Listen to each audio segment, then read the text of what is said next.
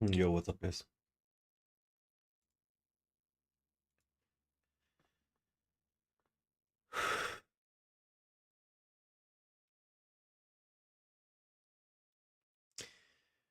It's been a rough day, very rough.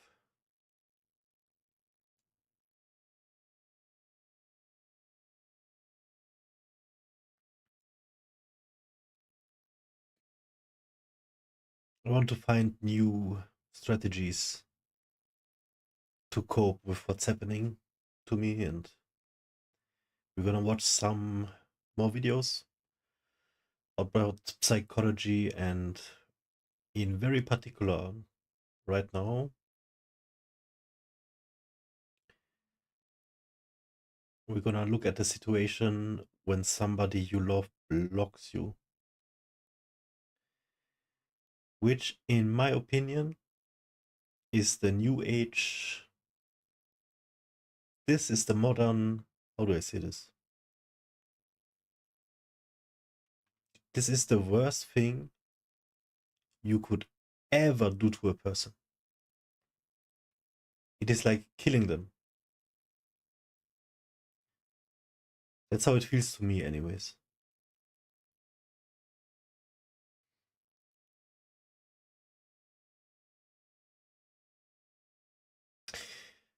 I understand if you feel harassed or the person you're blocking is actually harassing you.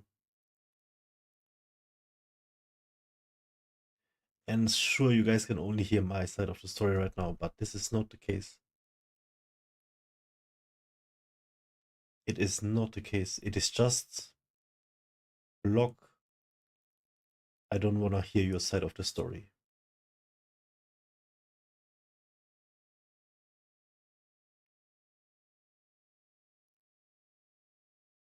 If you're in this kind of situation, the person on the other end,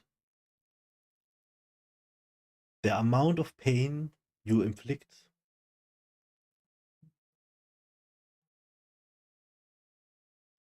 you cannot fathom.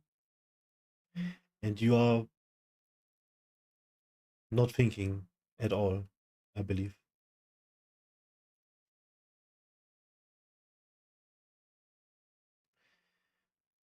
I don't want to go on the record saying I never did that to somebody else too.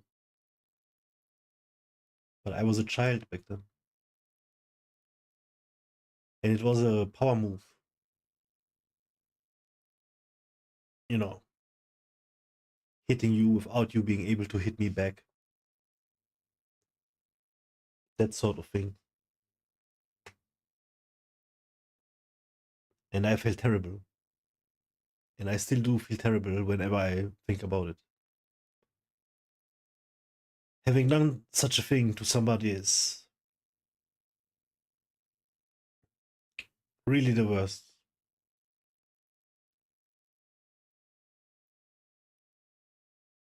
Taking away the ability to communicate, to say your piece, to get closure on something.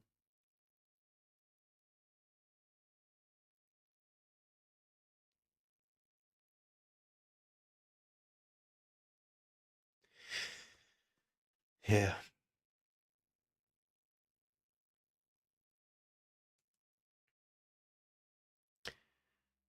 Let me see if I can record the audio for this one. So we might make a YouTube video out of this.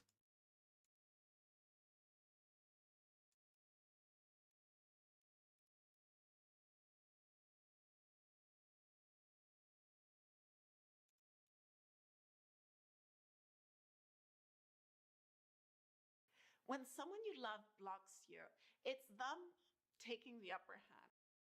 Sorry, I have to see if we're having the sound.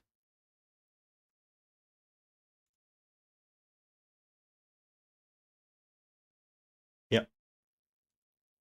Okay. All right, so I'm gonna record this with sound for the VOD. So this time, this time when I save it, it's also gonna have sound when you watch the replay. I'm gonna try and take the footage that we are creating right now, like as a live reaction, and and cut it into a video. Let me think. I can probably just record as well at the same time. And then I can cut it offline, which is better than online for sure. Okay, so let me do that quick. Let's get the sound. It's them removing your power, Test, test, test, test, test, empowering test, you test, test, test. so that they Okay. feel that they are in control. So yeah.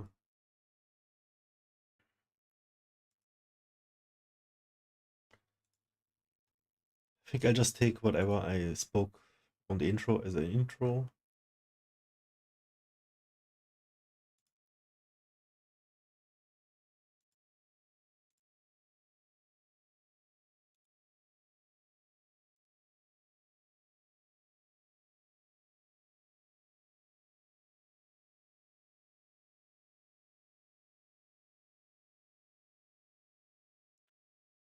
Okay, so let's give credit where credit is due. This video is by Aliki Insights and it's called When Somebody You Love Blocks You. When someone you love blocks you, it's them taking the upper hand. It's them removing your power, disempowering you so that they feel that they are in control. And yes, this gives them control because they've removed your ability to express yourself, to say anything, to be heard, and to say your side of the story. Now, unless you've been harassing this person and you've been constantly calling or texting and driving them crazy, they're doing it from a place of ego. They're doing it as a power play. And I would like to speak about how best you can move forward when this happens. I hope that it happens to none of you, but for you Exactly to be as I watching said. this video, chances are it's happened. But don't worry, it's not happening because It's a power of you. move. It's not happening because of something you said or did. The people that block other people, they do this again and again. They do it usually out of habit, and it makes them feel good. Now, I'm going to talk about what. See, I think she tries to calm you down by saying it's not your issue, it's their issue. But it doesn't matter for the person that is getting the bad end of the stick. It doesn't matter.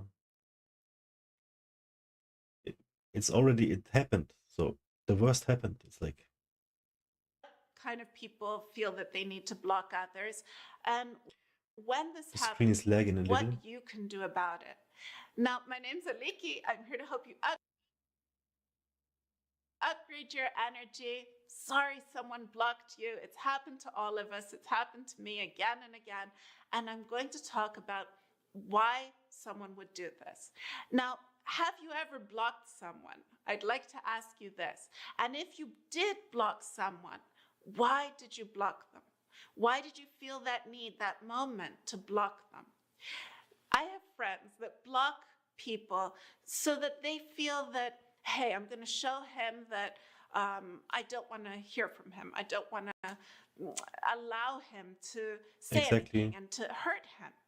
And man, as I said, I blocked somebody, and the reason I blocked them was because I just didn't want them in my life. I didn't want to deal with them. It's so egotistic. But that is what I wanted to do. Not to have them. Is it healthy egotistic? I don't know. I felt bad about it. I still do. And usually they do this deliberately to cause an emotional response in the other person. And they know that when you realize that you've been blocked, that you're going to have this huge surge of emotions come up.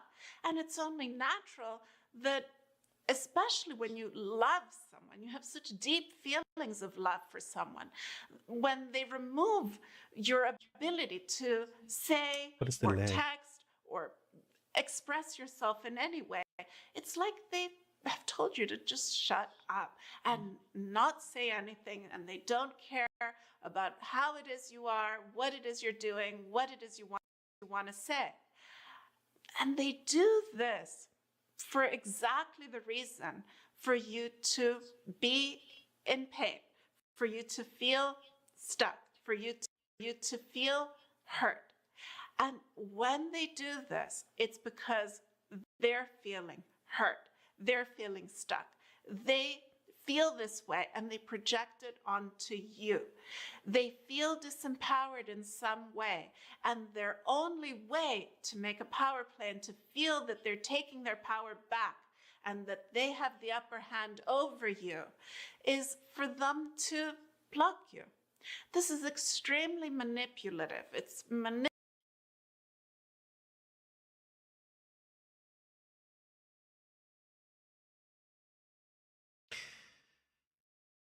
I'm supposed to curse her now. manipulative behavior, and it doesn't show the best of character.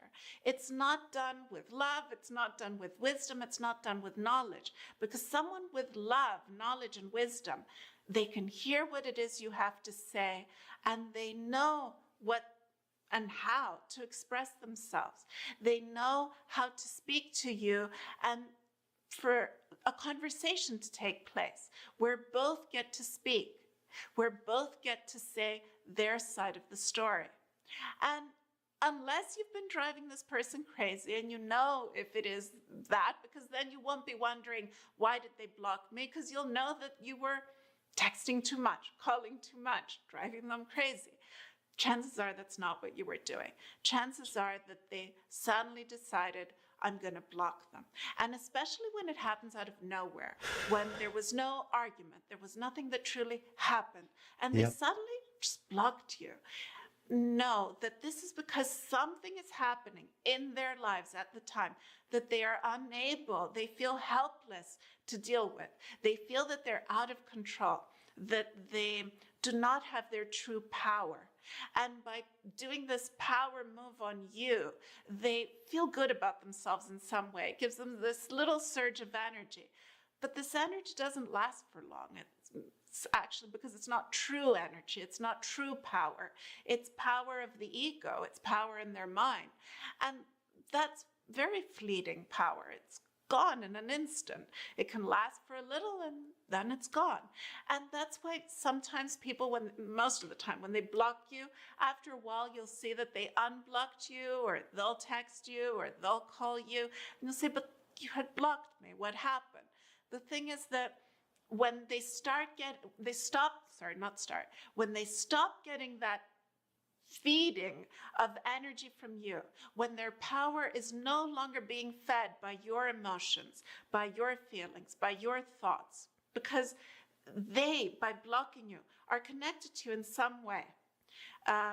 They feel your thoughts, they feel your frustration, they feel your pain. And in some way, yes, it's a sick way, but in some way it feeds them. It gives them this surge of energy. And when slowly your attention will shift elsewhere, or you'll say enough is enough, I'm moving forward with happiness and love, I'm doing what makes me feel good for me, and they feel that you've moved on in some way, and they don't feel that energy coming to them, that's when they'll come back. That's when they'll pop up again, and they'll unblock you. And if you see that they have not dealt with that imbalance within them, that they have not dealt with that lack of power within them, they're not standing in their true power, then know that this is bound to happen sooner or later again, and it will keep happening. People that block others, look, if you have friends that block people from time to time, you'll see that they do it again and again. It's like a thing, you just do it back and forth. You could say, but how do they do I was that? like that. I was like that. They do it with ease because they feed from this. They feed with from certain this people. power. I was like it this. gives them this imaginary sense of importance, but it's not true importance. Because I wanted to hurt them. It's not true power. And the only way for you to be in your true power, to have that true feeling that, hey, I'm full of happiness, full of energy, full of love, is if you stand in the power within you. If you love all that you are. I teach this in my Attract Love course. You can check out the link below. It's about you standing in the power within you, in your true power, in your true love, in your true inspiration, and bringing this energy forward in all areas of your life. The more that you find the power within you and you stand in the energy of love and you express love in all that you are and all that you say and all that you do, the more you will attract people in your life who are balanced, who are at that same place as you are within you. And you'll feel that you have better relationships. You'll feel so much happier. You'll feel good because you will have relationships with people who don't come and go, who don't suddenly block you, who are there, and that you can move forward together, moving into higher and higher frequency, higher and higher vibration, truly feeling good that you're here experiencing life. If you want to attract the one that will be there at your side and stay at your side, the one that has found that love within him or her, that is standing in their energy, standing in their happiness, standing in their power, then check out this course. I really believe it will change and transform your life to a completely different level. It's actually now, legit. When it is that She's someone gonna blocks teach you the practices do not take it personally. to be happy, and you're Do gonna not find happy start people. trying to It's actually see legit. what's wrong with you. Why do they not value you? Why do they not see your value? Why do they not see all that you are, all that you've done for them, all that you've shared with them, the moments that meant so much? Them blocking you does not erase these moments. It does not erase your value. It does not erase your power. It does not erase who you are. They have just put a stop to communication with you. And this is most often temporary. Even if it's not temporary, see how it is that you can move forward with better relationships. And I know that when you're so deeply in love with someone and they've blocked you, it's extremely hurtful. It's extremely painful. But the more you stand in your power and your energy and your happiness, and every moment you choose what fills you with happiness, what fills you with love, and you keep moving forward, then this energy will slowly be released. You slowly go away, and you will find more and more powerful energy coming forward from within you, more and more excitement, more and more inspiration. Each day will be better and better. Each moment will be better and better. And when you start feeling that pain and hurt coming back, let it go and look at something that fills you with happiness. Look at something that you're grateful for, something that inspires you. And do this, move forward with this. Shift your focus away from trying to understand him or her. Why did they block you? What's going on? And shift your focus to what makes you feel good, what makes you feel happy. I wish you happiness and love. If you haven't subscribed, subscribe. And also remember to like. May your most beautiful dreams come true. You had an argument with a friend of yours. Before we look at this one, I want to say a few words to the video we just watched. She made a lot of light upon how toxic this person is that blocked you. And I don't blame her for blocking me. I don't think she's toxic. It's just, I know it's too much for her.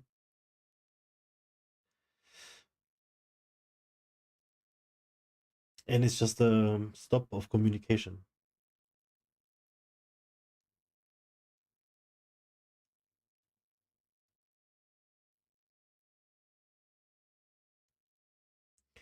So I don't blame her, you know.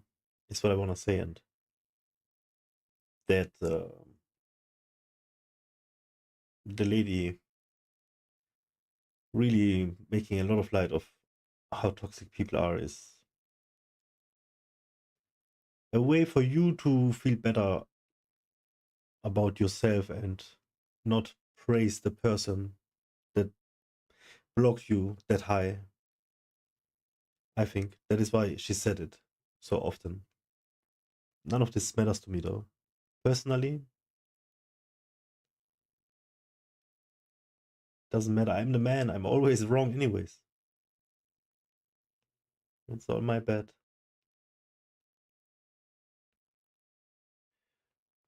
But I really like the video, and I'm gonna give it a like for sure. When And we're gonna sub. And I have a few more videos here that we're gonna watch. All about the same topic, basically. I have to tell you, this gave me a new perspective on stuff.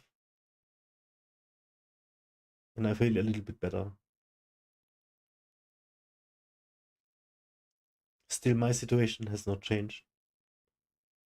I don't think there is a toxicity involved.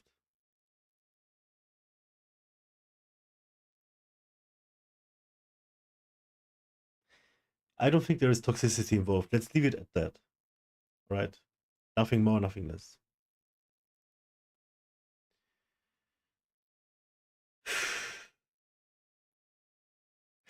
Another thing. I was in therapy for 5 or 6 sittings. I think 5 sittings, and then it was 6 sittings, and the first one was not a real sitting. Something like that. And not once did we try to get me to practice like happiness. How she, even before she tried to sell her course, that is not even the one thing that I mentioned, but like a few moments before that even, she mentioned it. In such a way that I understood it immediately. So I'm getting the idea that I had a very bad therapist. And that is also just one of the many fears that I have for so many aspects of life. Whenever there is a human involved, there is human error. And I'm not trying to say this guy that I visited was bad person or something, but there is people with bad intentions. Even doctors. Just saying. For sure though, for sure it was not the right guy, I believe. You had an argument with a friend of yours. Okay, next video is by Ashley Burgess. They blocked you, what it says about them, and what do you do next? They owe you an apology because they wronged you. And instead of getting an apology and instead of getting any closure, they block you on social media and they block you on your phone. What do you do next? So the preface was Okay, focused so this is what happens, right? You had a on they did you wrong. We are expecting an apology. Does not really apply in my case, but let's listen. situation take place. Maybe there was some conflict, some argument with a friend of yours, and you were expecting to be able to communicate about this afterwards, have a conversation, get it out in the open, clear the air. But what happens? You try to do that. You try to reach out to them. You try to text them. You try to call them. You realize they've blocked you. You go to Facebook and you realize you're no longer friends. What do? I bet a lot of people have been there. I've been there myself, where there's no closure, no communication, and you thought this person was actually your friend. So then guess what happens? Your mind starts going. What are you going to do next? Well, let's talk real quick about the things you probably don't want to do, and then let's talk about the things that you should. The first thing you think about, and I'll tell you straight up, is you go to that friends list on Facebook and you start looking at all the friends that they've poached of yours, right? How many of your friends have they taken of yours? Oftentimes, they didn't even know any of those people when you first met, and now they have 50, 100 of them. You want to sit there and put a group text on Facebook and say, this person's a jerk. I don't care about this at all. Let's see where she's going with this. Defriend them. I hate them, right? first thought, right? But you know what? Bad idea. It's going to come to bite you in the butt, okay? It's also starting World War III, and another thing is it makes you look bad. It just makes you look bad. Don't do that. Okay, she's just joking. Another thought that you think is, you know what, I'm just going to show up where they're at, and I'm going to start an argument right there about how they're a jerk off, and they don't even want to have a communication. Probably not a good idea again. These ideas are good in our head, especially when we're filled with anger and resentment, and we just want to just get it out there and just bleh. Not a good idea, okay? Those thoughts have gone through my mind as well, okay? I get it. But there's a lot of these things that we can think about. Showing up at people's houses, all those types of things. Again, not a good idea. So what do we do in a situation where somebody has left us high and dry, feeling bad, they've hurt us, we deserve an apology, but there deserves to be a communication because real people communicate about things, right? That's what adults do. So what do? How do we get over it by ourselves? Okay, because for right now, there's zero communication from the other person. Okay, well, I'm going to help you with that because I did it myself. We'll walk through it real quick. I'll give you some advice, and hopefully this will help you. The first thing you want to do is realize that a real friend wouldn't do this. Okay, you have real friends that you've had conversations with that have turned into conflicts. You've had real friends that you've had arguments with that you worked it out. You've talked about it, you've overcome it, you've come to an agreement, you maybe cried about it, maybe, whatever happened, but at the same point, your relationship grew from it, okay? That's normal. We're not always going to agree with stuff. There's going to be arguments. But when somebody closes down like that, that means that they truly weren't your friend, but they're also not a friend of themselves, okay? They don't understand how to communicate. They don't want to communicate. Perhaps they're a raging narcissist that doesn't want to be told that information, or somebody that's avoiding the truth of what's going on in their own life. You'll also find many people run from situations like that. They've never dealt with conflict, and they're probably not ever going to deal with conflict. That's part of their MO, okay? And so in that situation, they're going to run like the wind. You're not going to hear from them. Another thing to think about, too, that really helped me is to realize the fact that there were red flags prior to this. And I know you're like, Ashley, thanks, this isn't helping me right now. This could have helped me earlier. I get it, but you can learn from the situation and use it in the future, okay? So you have to admit there were red flags earlier in this friendship. There were red flags that were telling you to be careful. There were things about this person that were not only irritating, but, well, quite honestly, you just didn't like. Okay, but what did you do? You let it go. You put blinders onto it. You kind of just said, you know what, things will get better, no big deal. But they didn't. Okay, and the thing is that there was already problems in the relationship, and I think that the reason why you didn't say anything before is, one, you were probably scared to. Two, you might have actually thought they weren't going to take it very well, and obviously, if this was going down the same path as the argument that you had that they cut you off from, obviously, you probably had an instinct that this was going to happen. But three, this person has a very thin skin, okay? And in relationships, we got to be thick-skinned. We got to be able to communicate and talk. And I've got to be able to listen to people tell me, hey, Ashley, maybe you should work on this, or advice for me. And I take that advice. Sometimes I'm not always like, oh, thank you so much. But I do listen, I do take it, and then I do appreciate it later on for the most part. And I feel that oftentimes in these situations when that hasn't happened, that person isn't ready to change, and they're not going to change, and you're not going to help them change. Another thing that I want you to ask yourself is, why did you get into this particular relationship to begin with? I think oftentimes we enter relationships that are unhealthy because they appear normal. Okay? Were you raised by somebody with this type of personality trait? Were you around this type of personality trait at a young age? And so when that person came into your life, it's like you were open arms with them because you're so used to it. I think oftentimes we allow unhealthy relationships in our life because they're normal, right? And so you have to ask yourself a question. One, why haven't I realized that this is a pattern in my life? Two, why haven't I begun to stand up for myself?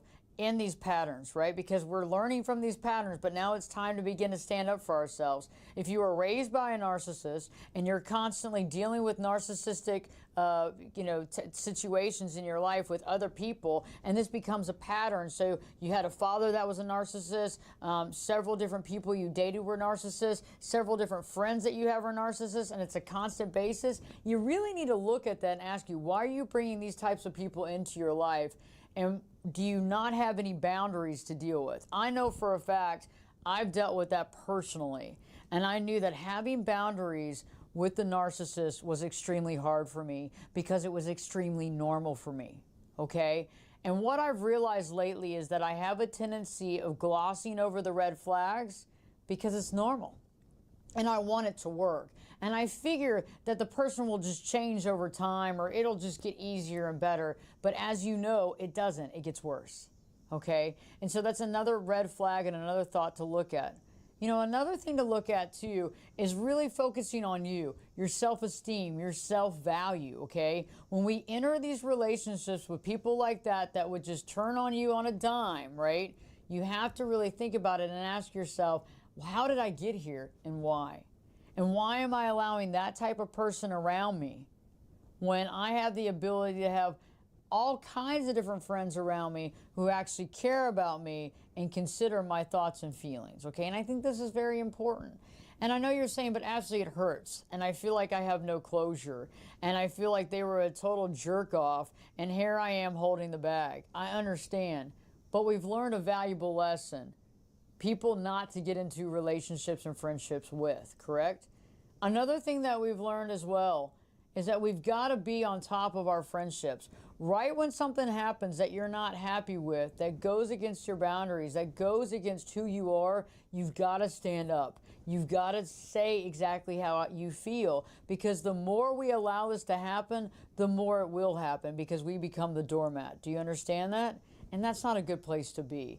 And oftentimes when you become the doormat, there comes a time when you just blow up because you've had too much to deal with from this person for so long, and they have given you very little respect because it's all about them.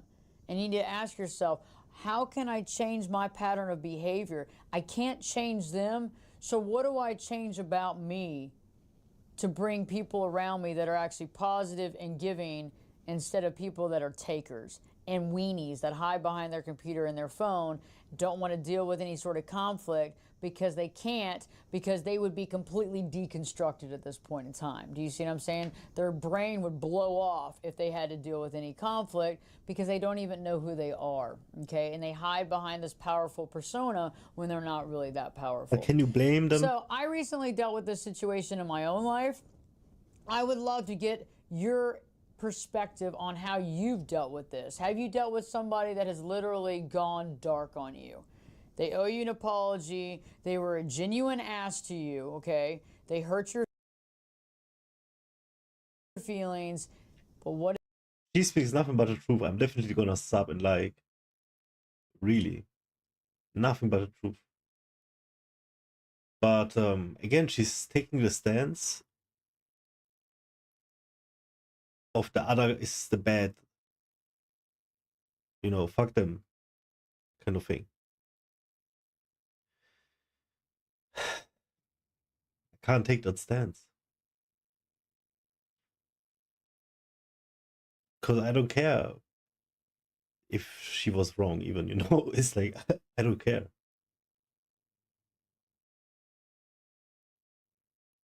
I don't give a fuck. I don't need an apology. So am I stupid?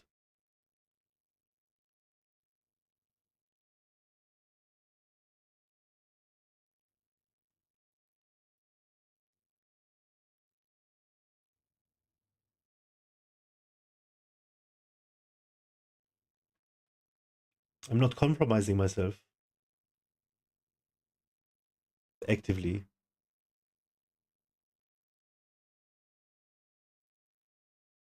Or am I? Am I too much in love?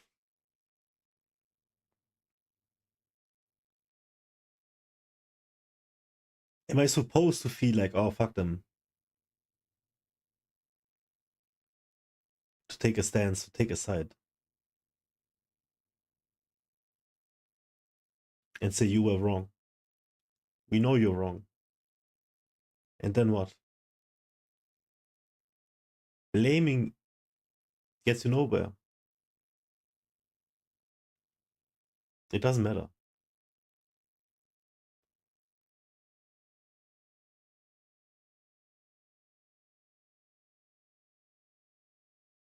But is that a weakness? Am I too naive? Is that why I'm miserable?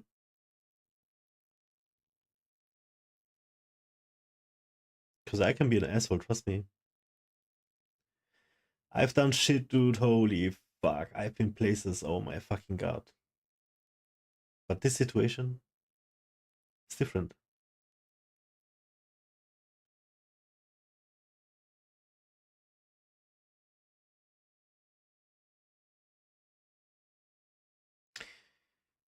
Speaking about this, like this, I hear myself self-destructive.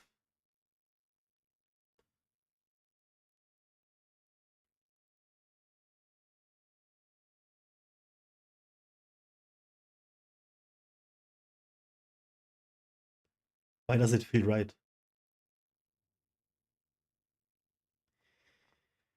If it's self-destructive, then why does it feel right?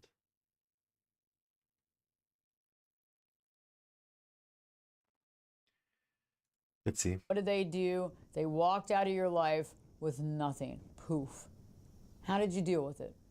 Because I've realized that living my true life is the only way to deal with it, by doing what's right by me, creating those boundaries, being true and honest with myself, but also realizing, why did I let that person in my life in the first place? Why did I let them get so close that they hurt me and then took off? Last but not least, you know what I've also realized? It's a huge lesson that I had to learn. I can't change them. I can only change myself.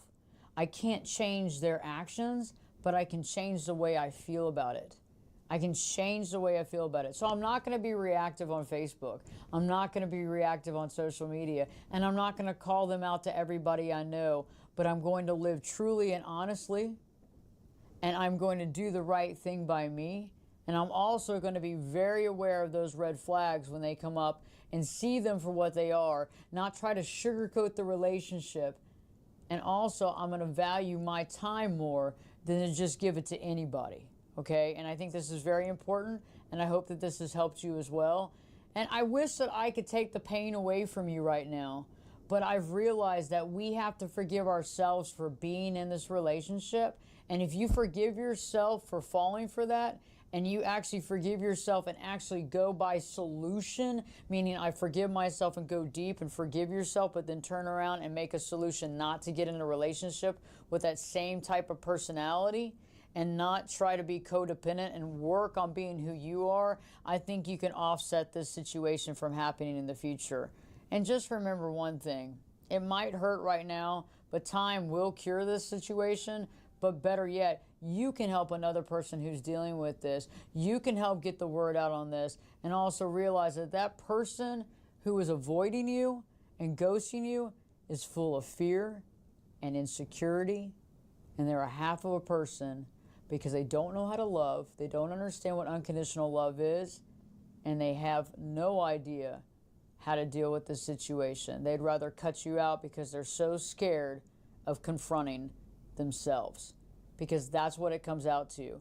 Because remember, when we argue with somebody and we bring up their faults, we're mirroring them, we're explaining to them the situation. We want to have this conversation, but when somebody takes off, they don't want to have that conversation, they're not prepared to deal with it, and you need to look within and ask yourself, how did I get here, and what can I do next to not be in a relationship with this type of person again, and to safeguard myself from being hurt like this.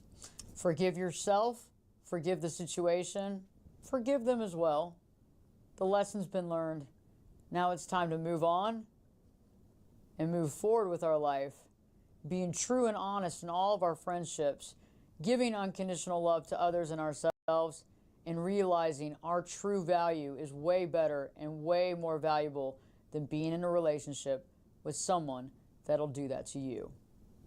I hope this video has helped, and don't forget to continue to live your true life. Are you currently in a toxic relationship and unsure what the next day will bring? What is this? Have you often wondered if there's more to life than this? Do you suffer from self-esteem issues that you've had since you were a young child?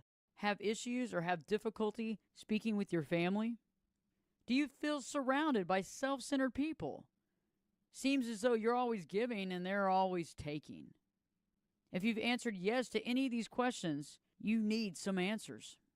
The 10-day challenge to live your true life gives you the knowledge and techniques for creating boundaries in your life that help us to deal with family, as well as dealing with those narcissistic and toxic people in your life. It offers the insight into understanding and overcoming your self-esteem issues, and to begin to see for the first time your amazing value. You owe it to yourself to find the power within you.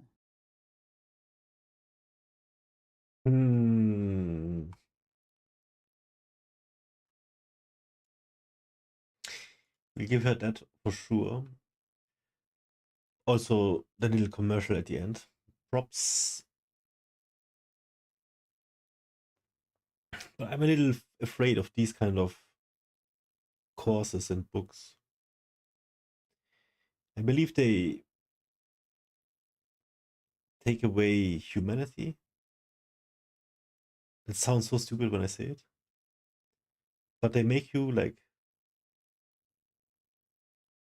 most likely choose a side, like she did in her video now, and point with fingers saying, you are bad. I value myself more, so arrogance comes into play. As to where it's not like a pure arrogance, it's more like a,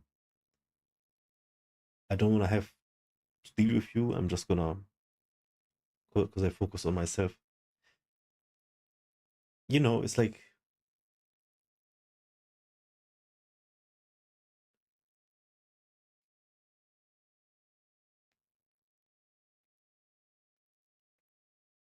how do I say this?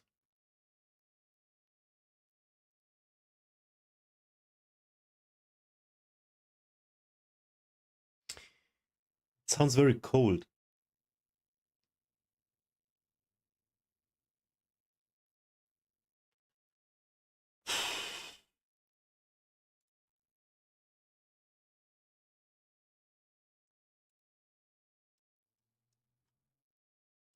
All these things with love yourself and know your worth and stuff. Like, I don't care about that at all. But is that bad?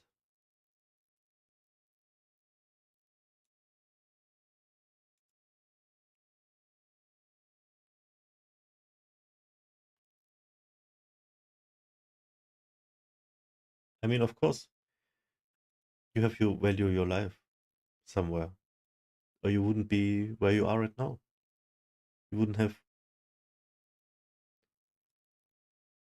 in the big picture, survived, because you would have done, I don't know,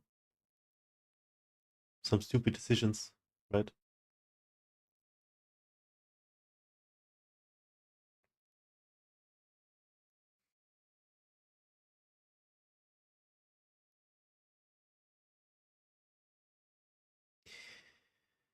It is true when she says they don't know how to communicate, they're probably narcissistic.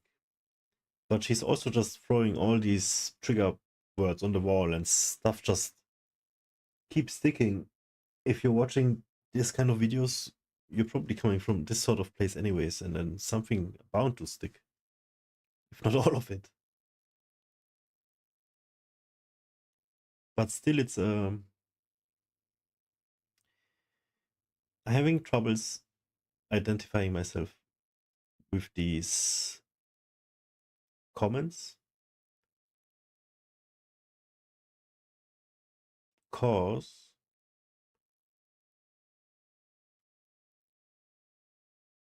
I don't like to, like, point fingers and say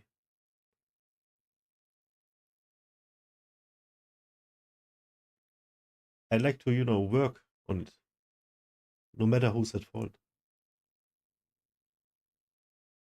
You know what I mean? It's like, okay, you were wrong, fine. Let's fix it. Or do they not understand that they were wrong and then you can't help them anyways? But you can. Because they are also smart.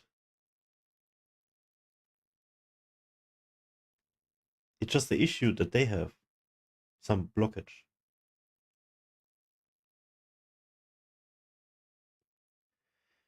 Telling them off that easily, that is the wrong way, I think. You bad, I focus on myself. Instant, like that. Why not try fix it over and over? I'm hopeless.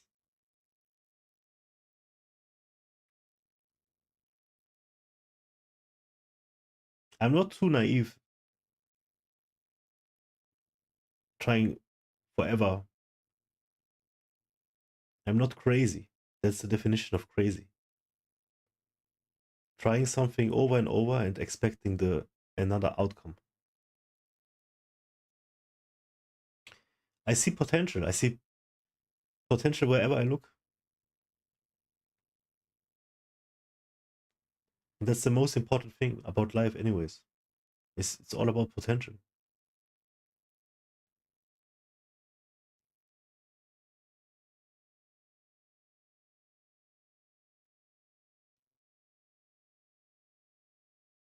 Potential to do something, whatever it is. Anything.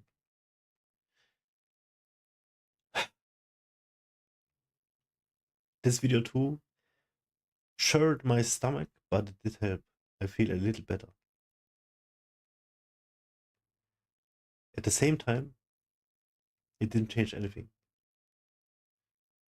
Because the perspective we've seen so far was one of there is two sides, and if one doesn't work out, you go the other direction.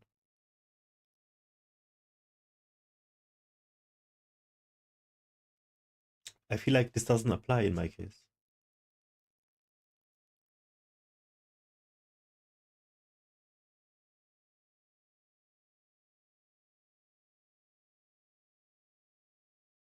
I feel like there should be more chances, or at least one more chance.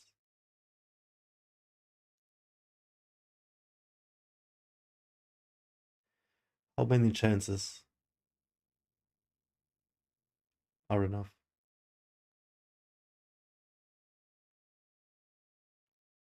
How about one proper?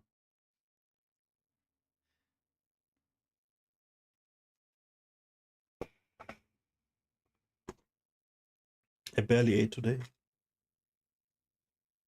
Like nothing.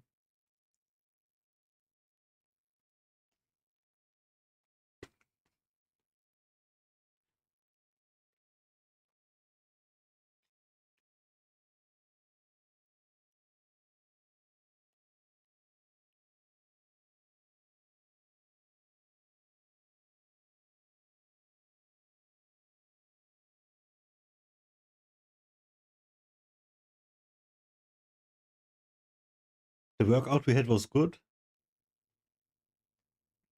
but I was capped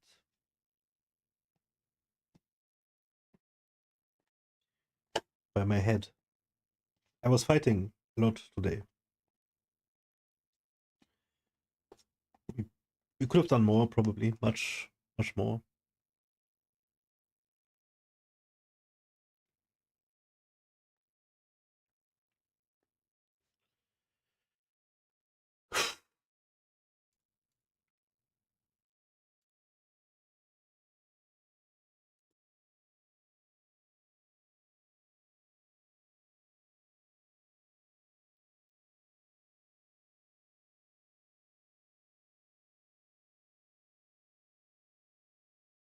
Let's watch another one.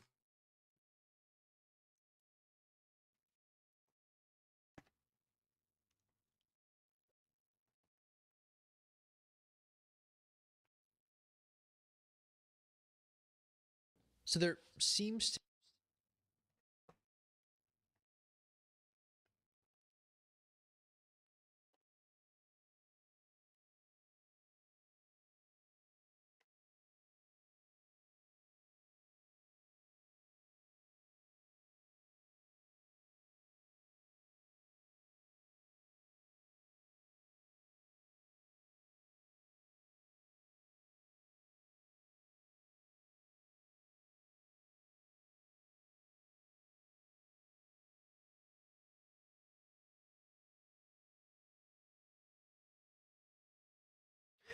I'm trying to reverse engineer the thought.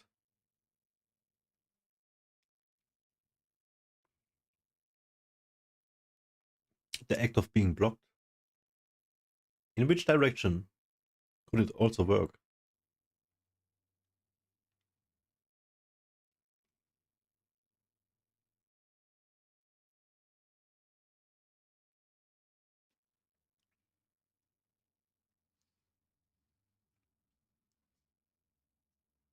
You can think about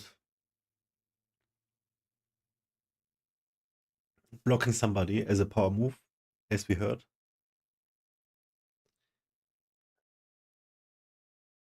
But that's the copium explanation. What they're thinking is, I don't want nothing to do with you. Or they would want to hurt you. They know how you would react.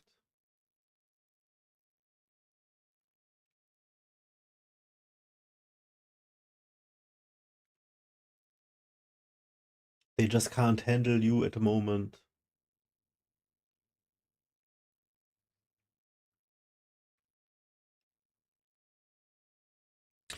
Good. So this is for like reasons, but then it gets really interesting. Why? Not why, and then you have your reason, but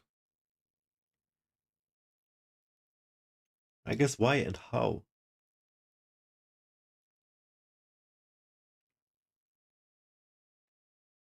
Does it come on fast? Is it a longer process? Something trigger it? Many things trigger it.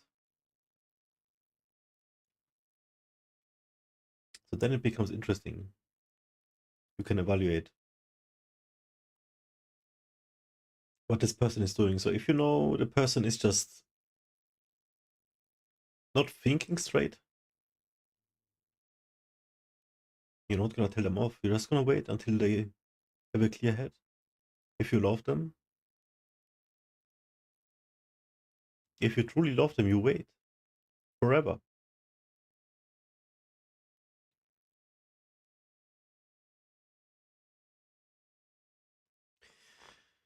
Or are you wasting your time? Is that the wrong approach?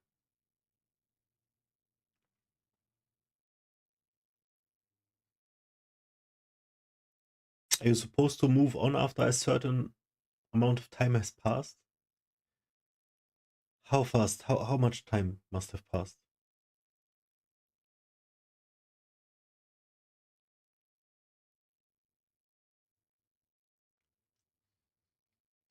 See, it gets tricky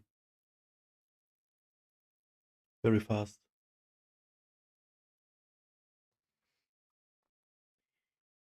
The next clip is by Chris Seiter. It's called "If He Blocks You, He Loves You." Right? to be a dangerous misconception making the rounds on the internet lately. And it's this idea that an ex or a guy who blocks you actually loves you, as if they're just playing some weird reverse psychology trick on you. Well, today, It's a game. I'd actually like to peel back the layers on this onion and take an in-depth look at what's really going on with a guy when he blocks you. So I'd actually like to divide this discussion up into three distinct parts. First, simply answering the question on if a man blocking you actually means he loves you. Second, the important role avoidant behavior plays into blocking. And third, why the mere act of obsessing about this is setting you back. So let's dive right in. So does him blocking you actually mean he loves you? So my team and I have been studying breakups for literally close to 10 years now. I believe we started in 2012. So it's pretty safe to say that we've seen a lot of situations. Now, obviously, the art of the block is one of the most feared outcomes for our clients. So where exactly did this phenomenon of thinking a guy who blocks you actually, meaning he loves you, From come TikTok. from? Well, here's sort of the trajectory I've seen with most of my clients. So your ex blocks you. Psychological reactance takes hold of you, causing you to grow a bit desperate. You hyper focus on good moments of the relationship, specifically where he tells you he loves you. You do some research and see that all the experts suggest that the opposite of love isn't anger, it's indifference. And it's actually that last statement where things get interesting, because technically an ex blocking you is them taking an action that enables them to be indifferent towards you going forward. But no one really views blocking as an indifferent action anymore. It's viewed as an angry one. And that leads us to this carrot, the one that says that an ex angrily blocking you actually means they love you. Now, I don't necessarily agree with this statement. I think it's a stretch based on a flawed premise. The Oh, they reason have most angrily people in there. block, I believe, is due to an avoidant trigger they may have, not because they love you. So last year, I wrote and filmed a lot on the topic of avoidance. In fact, I personally believe that the first thing everyone who's new to my program or new to my website should be going through a crash course on avoidant behavior. Why? Well, maybe the fact that most of our clients say that their exes are avoidant is a big reason. Close to 75% of our clients believe that their ex is avoidant. And here's what we know about avoidance. Each avoidant has the same exact core wound, a deep fear of losing their independence. And each avoidant exactly me. experiences some variation of the following circular pattern, if you will. So they I want made a someone video to about love them. this. They About the find you. They attachment. believe their troubles are over. They notice some worrying things about you. This causes them to think of leaving. They actually leave. They are happy that they left. They start to feel lonely. They wonder why this always happens to them, and then they repeat again. And I broke the cycle. I worked on this for a long time. And in summer last year, I made a video about this. It's on the channel in playlist mental health or something. And it's about attachment styles and my attachment style, and I'm talking like 2 hours or something. And I broke the circle. Because I would see flaws, but then I would not think about leaving. I would think about fixing. Full commitment.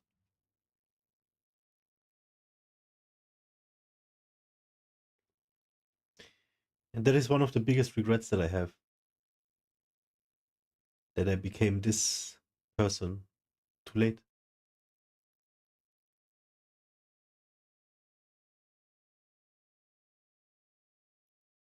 It's just too late. And again, from relationship to relationship to relationship. And it all kind of stems, and if you look closely at this list, you'll notice things start to turn on the avoidant right around stage 7, where they start to feel kind of lonely. And we see this play out all the time in actual situations where our own clients have been blocked by an avoidant. One of the things you'll constantly hear me say is that the best way to get unblocked is to simply do nothing. Just live your life. Let the avoidant go through the death wheel above. Now, eventually, stage 7 will hit and they'll unblock you, right? Sounds too good to be true. Well, believe it or not, if you're listening to this or watching this on YouTube, I'm going to actually put up a graphic that is from a poll I conducted last year, where 68% of people who I asked, for those of you who have been in a situation where your ex blocked you, did they at one point Look at number unblock you? 3. And they answered, yes, they did. So close to 70% of participants admitted that their exes unblocked them. And this is where that assumption of them still being in love with you comes into play. But I wouldn't call it love. Not yet, at least. More than anything, this just solidifies that an avoidant is a slave to their avoidant programming. But you aren't fully interested in that, are you? No, what you really want is a secret sauce on how to get a long-term commitment, how to get a guy or lover to fall in love with you and propose. Now, I've been thinking about this a lot, and in my opinion, it all boils down to one thing: most of the women I've coached obsess about the wrong things. Now, this isn't an indictment of women in general. In fact, I think most women in the dating world actually have the right way of looking at things. But most of the women that I interact with, that frequent my website, that frequent my YouTube channel, that listen to my podcast, by their own admission, have anxious attachment tendencies. And one of the classifying markers of someone with this type of attachment style is the following core wound. They're terrified of being abandoned. And as you might have guessed, having an ex block you is something that directly triggers that core wound for an anxious attachment style individual. And this leads most of my clients down what I consider to be a dangerous path, one fraught with desperation, begging, obsession. Now, we've all seen sort of the crazy funny memes online of the ex-girlfriend who went crazy after a breakup, blowing her ex's phone up. More than likely, this crazy person, though, isn't really crazy. It's just that their anxious attachment got triggered and they're reacting the only way they know how. They want to fix things. They want to turn over every stone to do it. But I'm getting a bit off topic. I'd actually like to turn my attention to a statement I made earlier. Now, I argue that the best way to get unblocked by an ex is to actually do nothing at all. Simply wait and trust that the avoidant attachment death wheel will sort of do its work for you. That went on to show you internal research that basically backed my point up. But I was being a little bit heavy-handed, if I'm being honest. I was leaving out half the equation. So when someone enters my orbit and is serious about ex recovery, the one thing I'm very adamant about doing is ensuring that they reorient their world. And one of the analogies that I've often used is the solar system analogy. And a huge pitfall I've noticed women fall into when they've been blocked is that their entire world sort of revolves around the person that blocked them. Much like the planets orbiting a sun. Your entire life revolves around an ex. Or more to the point, I know my ex loves me, so how can I get my ex to unblock me? And this becomes an unhealthy obsession. But I've already established that I don't think your ex loves you if he blocks you. Besides, in most cases, what can cause an ex to block you is if they see that your solar system revolves around them. Perhaps it's flattering to them at first. I won't deny I'd kind of like it a little bit at first, but over time, you sort of lose respect for that person. It's the classic case of a man getting everything he wished for in a woman and then taking it for granted. It also has a bit to do with the pedestal effect concept I've talked about in videos before. You know, we always want to be dating someone above our weight class, someone who we can hold on a pedestal. Though situations like that tend to be incredibly rare, so most of us are just happy to be dating someone equal to us. But what we don't want almost universally is someone that we think we are better than. Because someone that we think we are better than, we think we can do better than, if that makes sense. So someone like that, they lose value in that specific circumstance. Now, what men really want is a woman who they admire, a woman with her own solar system, one that doesn't revolve around the ex, but one in which maybe the ex is a part of the solar system, but he is revolving around her. But how do you get your own solar system? Well, I think it actually starts in the most unlikely of places. It starts with your ability to live for more than your ex. It starts with you becoming someone to be admired. And this is where I think I lose most people because they think I'm saying that they're not good enough the way they are currently. And that's simply not true. Being someone admired simply means you're accomplishing or you're attempting to accomplish your Trinity goals. And my concept of the Holy Trinity has gone viral because it's a concept that really works. So essentially what you're doing is you're dividing your life into 3 distinct parts: health, wealth, and relationships. Now, originally in 2013, when I thought up the concept, I made it all about balancing the 3 areas. I talked about their interconnectedness and how when one goes up, the others can go up, or how when one goes down, the others can go down. And that's all still true, but I'm not sure that's helpful for most people reading this or listening to this or watching this. There's a more important step that I often don't talk about. And that step is setting a global goal for each area of the Trinity. So I'll use myself as an example. My global goals for the Trinity are health, compete in an Ironman World Championship event. Wealth, have a net worth of over $100 million. Relationships, be married until the day I die. So really, if you think about it, the Trinity is all about dreams.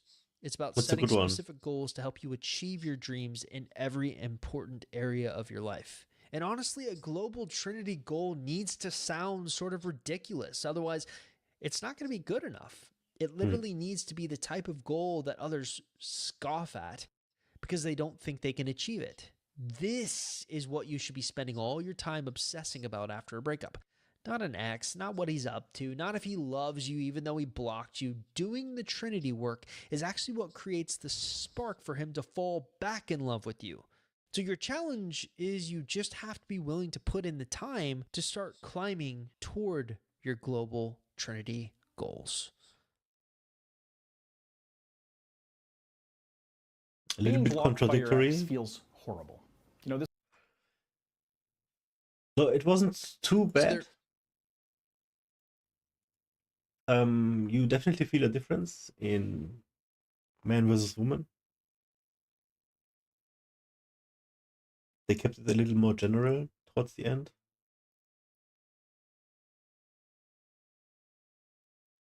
The Trinity part was a little bit contradictory, though he must have meant just focus on cash and health. And then they're gonna unblock you and come by themselves. Which these kind of tips, I don't. Like I didn't even hear it.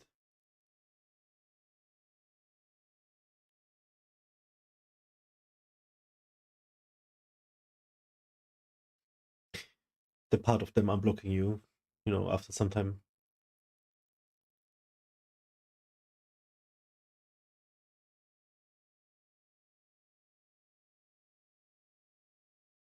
I like the Trinity though.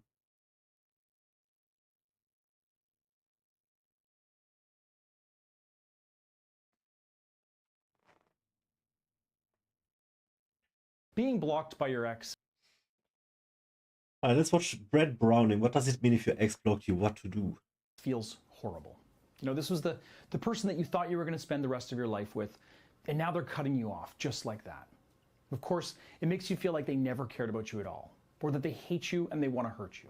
But the truth is, that's probably not the real reason your ex blocked you. So in this video, I'll explain why your ex probably blocked you, what it actually means, and what you can do about it if you want your ex back. I'm Brad Browning, author of the best-selling X Factor program.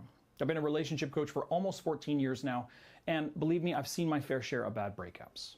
I've seen exes, you know, do some pretty crummy stuff to one another, but honestly, few things seem to hit people as hard as actually being blocked by an ex. And that's probably because it feels very final. You know, it feels like your ex saying, it's totally over and I'm not gonna even listen to what you have to say. It also kind of feels like a final, you know, screw you on the way out the door. And now, I'm not going to deny, you know, it is a pretty extreme thing to do, but chances are your ex does have a good reason for blocking you, and it's probably not just a way of hurting you. It also doesn't necessarily mean that things are over forever, and it definitely doesn't mean that they no longer care about you or think about you. So what does it mean? Well, first off, let's look at the actual situation. It's very rare for everything to be totally normal, and then you send a text to your ex and it says, you know, not delivered, or you go on their social media and find out that you've been blocked. So usually there was, you know, an inciting incident here that led to your ex blocking you, or maybe a series of incidents. Also, I will say that there is a difference between your ex blocking you on social media and actually blocking your phone number, but we'll get into that a little bit later in the video. First, let's talk about some reasons why they blocked you. So possible reason number one is you were pressuring them to get back together.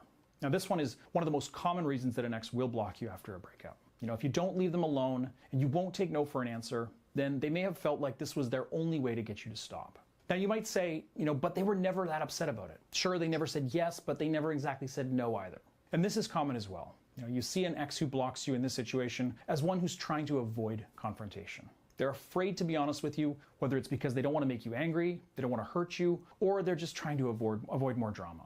But if you repeatedly reach out to them begging for a second chance or bringing up the breakup in the relationship, then chances are that is why they blocked you.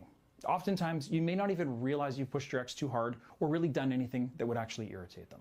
But, you know, really have a good look at your behavior over the past few days or few weeks. You know, have you been pressuring your ex to get back together or acting in a way that would make them feel pressured? If so, then chances are pretty good that that's why they decided to block you. Now, possible reason number two that you've been blocked is because your ex is trying to get a rise out of you. So if you haven't been in contact with your ex much and you've just been focused on yourself and getting back on track since the breakup, then they could have blocked you just to get your attention or to try to get back at you. I know this doesn't make a whole lot of sense, but as I've said, breakups really can mess with your head. Often an ex, will be upset that you're not trying to get them back, or at the very least, just giving them attention. So what's really happening here is that they miss you and they feel like because of your actions that you don't miss them, and they don't like that. Now, they don't want to reach out to you and cuss you out or do anything like that. They know how that's going to look. Plus, they see it kind of like a competition. If they message you first, then they lose and you win. So if they block you, they know that you're going to see that and have a reaction to it.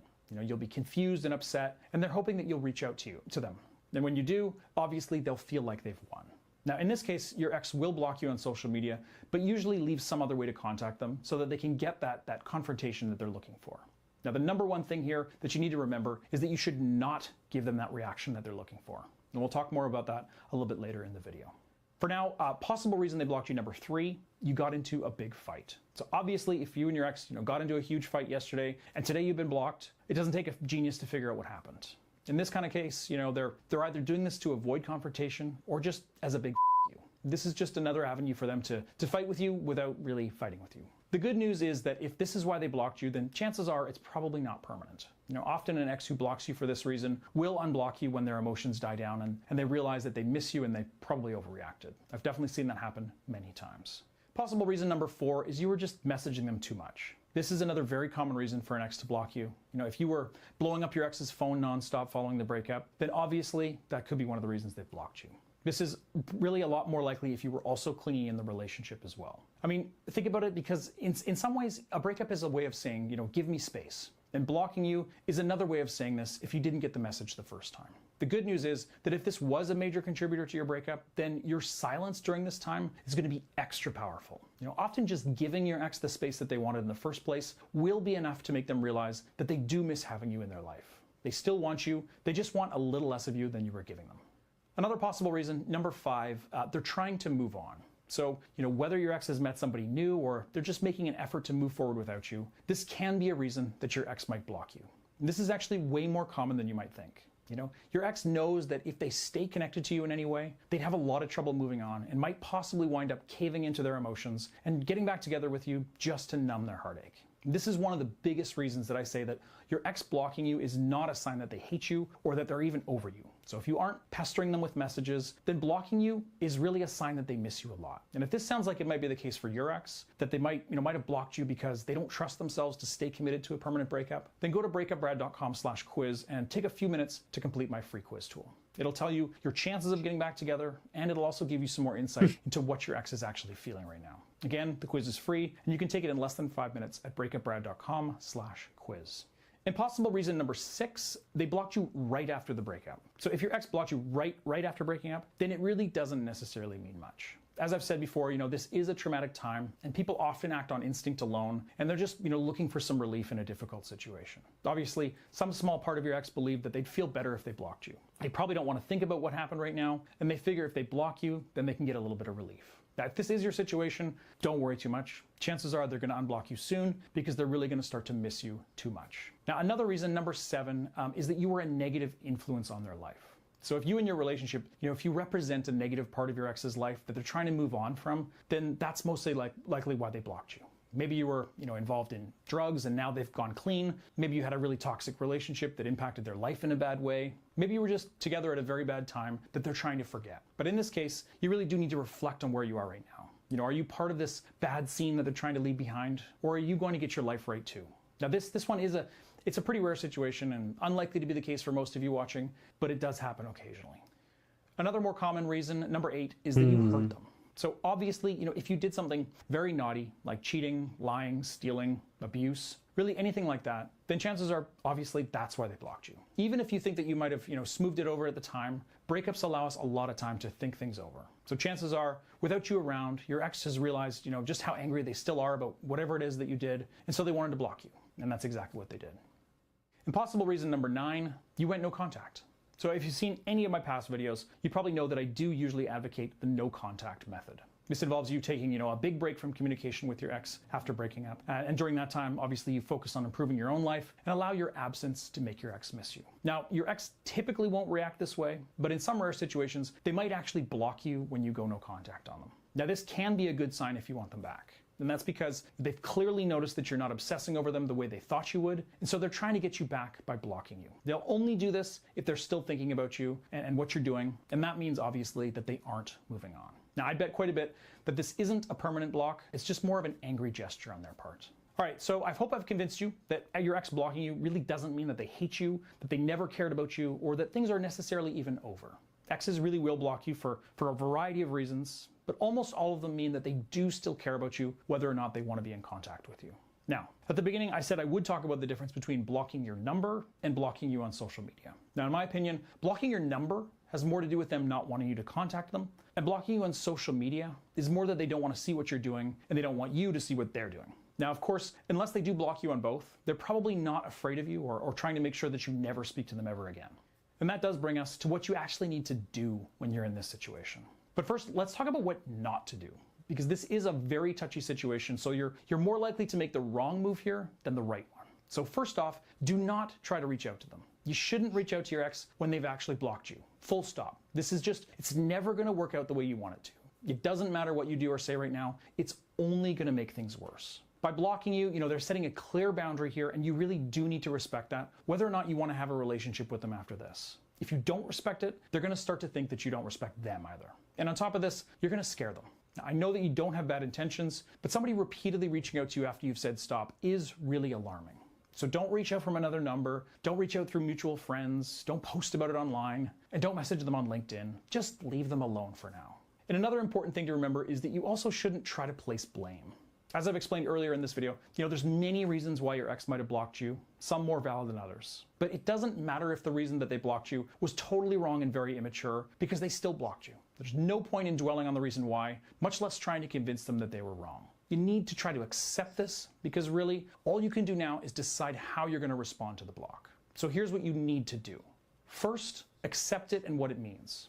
I know how much it hurts to be blocked. And maybe you think, if you can find a way to blame them, then you won't have to admit to yourself that you deserved it, because that's even more painful. But the truth is, as I've said, it's rarely a completely one-sided issue. You had a relationship, relationships are complicated, and sometimes we hurt each other in ways we didn't intend, and the only way forward is to separate completely, at least temporarily. So whatever your ex's motivations were, they had some kind of reason to block you, and there's no point blaming them for it. But I'm sure you're now wondering, if your ex will ever unblock you.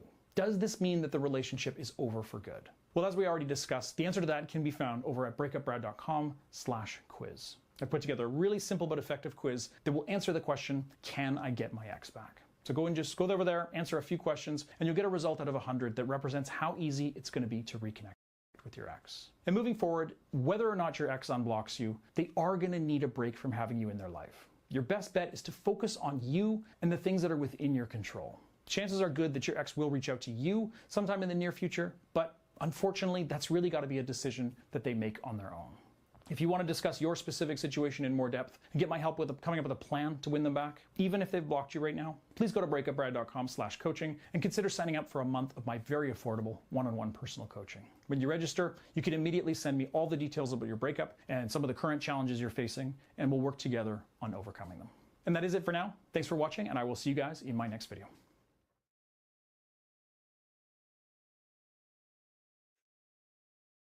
People in the comments go berserk. Hi, it's Alexis. Being blocked by your ex feels horrible. To dump us who block after doing it so.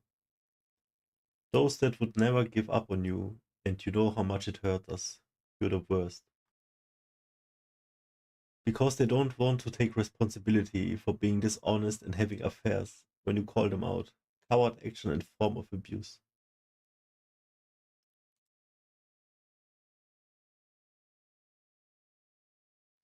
I have no friends. My ex was my only friend, and I have had planned so many things with him. Now I am shattered. I don't know what to do. I hate my home. I have no one to talk to, even at my home. I hate my life.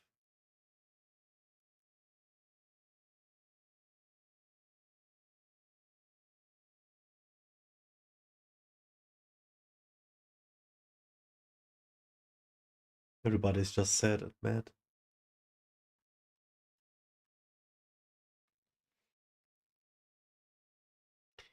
This one was very depressing. all of the reasons why they would block you are mixed for me, and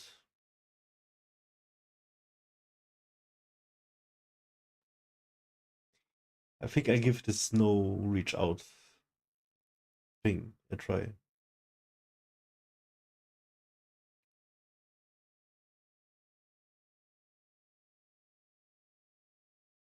And then what?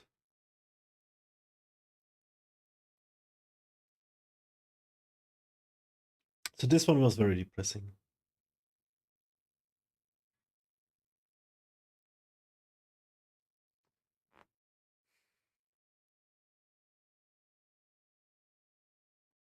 Hmm.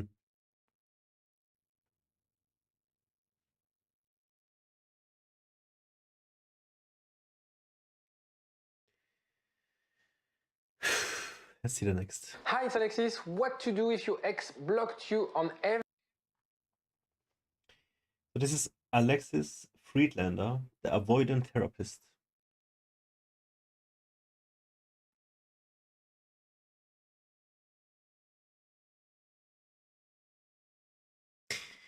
By the way, I was avoidant all my life. And she is fearful, anxious.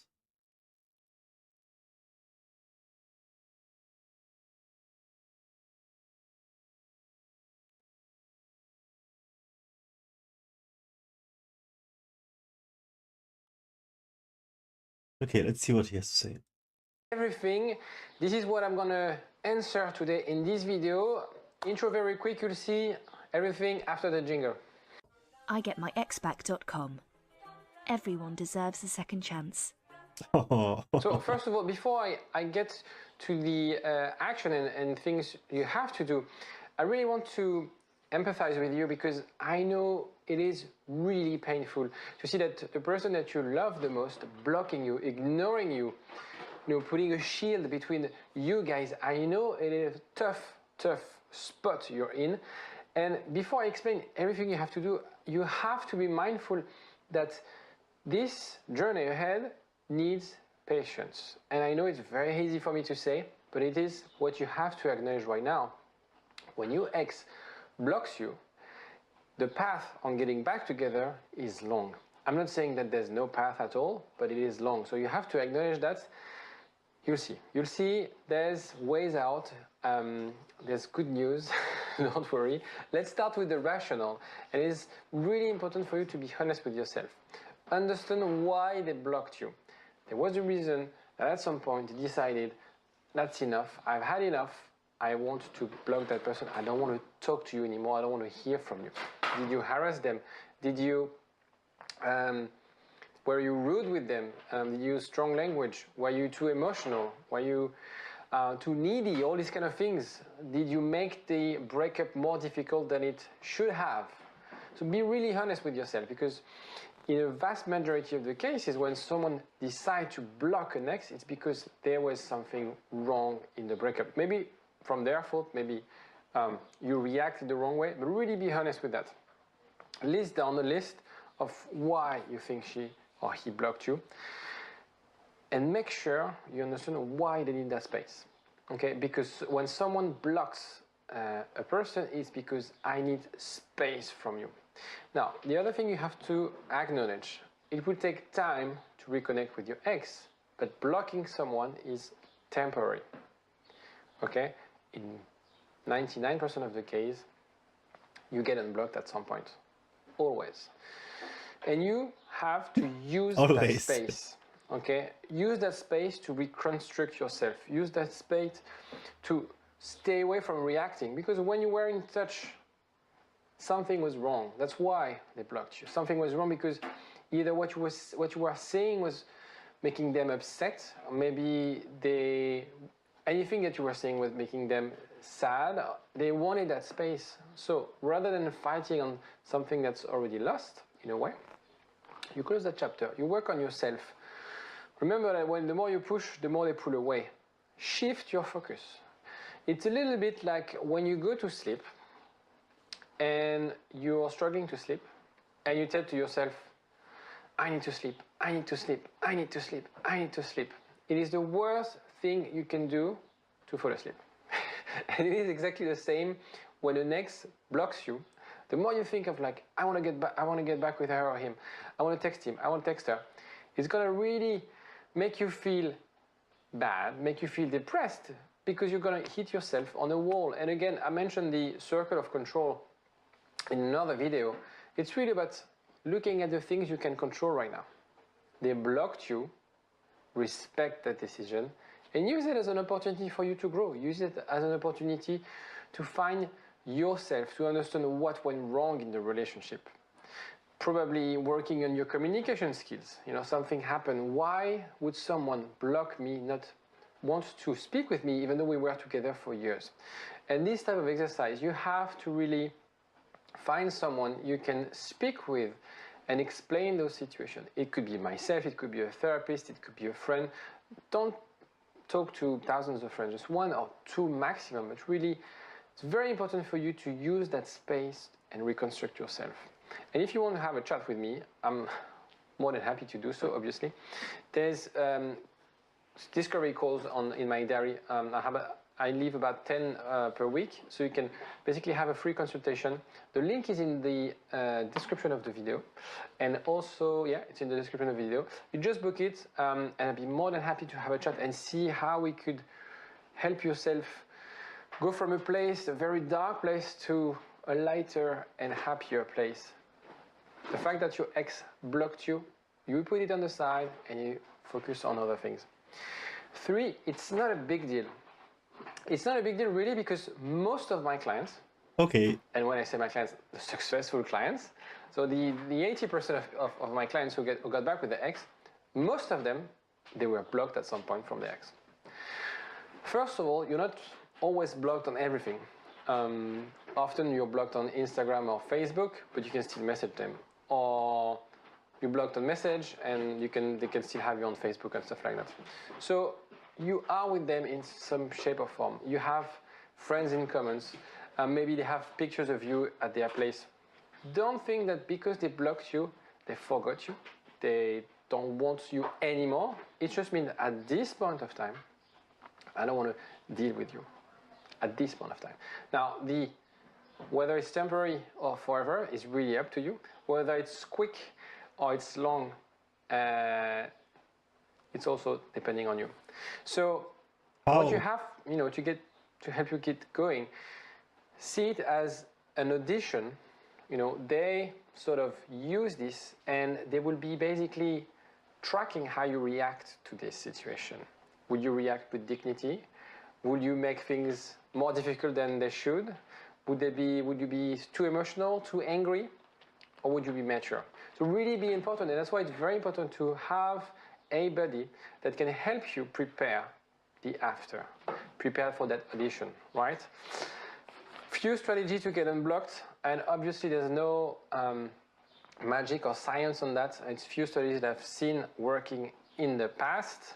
The first strategy is don't try to get blocked. so when your ex shuts you the door on the face, don't try to climb the window. You have to respect that decision. So rather than, and you're watching my video because you want to get unblocked, but it's the same as wanting to go to sleep. Stop focusing on that. And honestly, when you start to shift your focus and focus on other things, first you'll feel better. First, you'll understand that actually there's not only your ex in life. And secondly, and thirdly, this is when your ex will start to realize that things have settled and it's safer to get in touch with my ex. So live your best life and don't hesitate to show it to the world. Don't pretend to be a person you're not. But at the same time, if, for example, she blocked you on WhatsApp and you're still friends on Facebook, don't hesitate to post pictures of you going on hike, doing stuff and things like that. Okay, so there's already a lot of watching this. Underestimate They the put number on the angler of hat. points in contact we have with our ex. You have friends in common, making you live in the same photos city. There are so of many good ways times. for your ex to see what you're up to. Okay, especially if you're doing great, he or she will hear about it. And last but not least, it's really up to you to decide what you want to do with that. Blocking you is a signal, is a message for you. Do you want to be with someone who actually doesn't want to give you a second chance, or who doesn't want to allow some time and space to heal, some opportunity for you to explain yourself. There's a lot of people that are very stubborn and they don't want to change, and they don't think you can change. So it's really up to you to decide whether you want a relationship like that. I can't decide for you, and you've had feelings for that person, strong feelings. So I'm not going to judge about those feelings, but it's really about, with that time and space that you have in front of you, when after 1, 2, or 3 months passes by and you're still blocked, you have to think for yourself, is that really something that I want?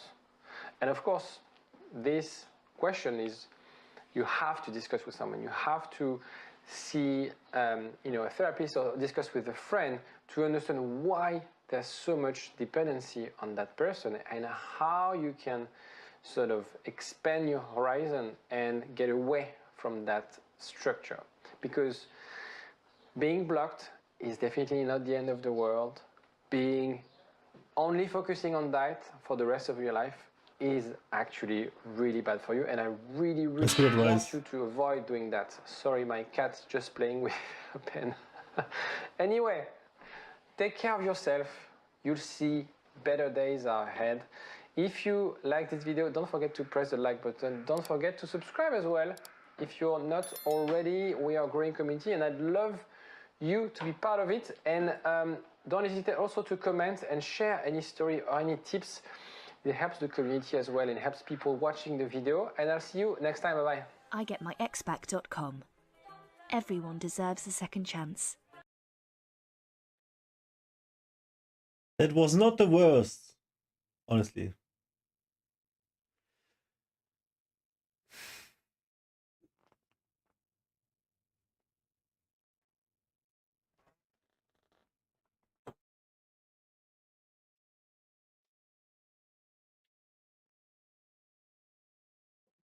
So what do we think?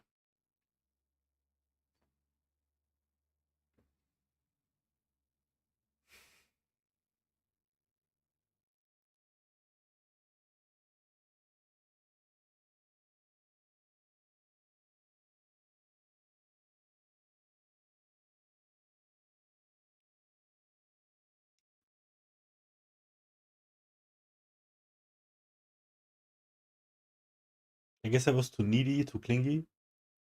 But in my defense, I got ghosted.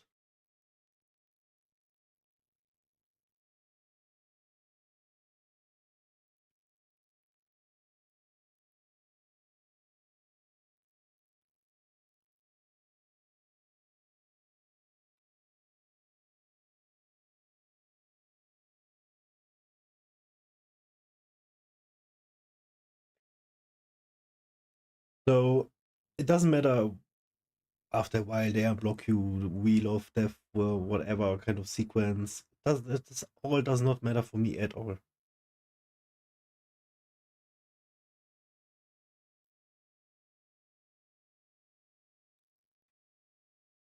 They are the big bad, we are the good anyways. That's also, I don't care about that. In total, of all the videos we watched, I could not take away anything but the last sentence he said. Being blocked by somebody is not the end of the world, but focusing on that thing is the end.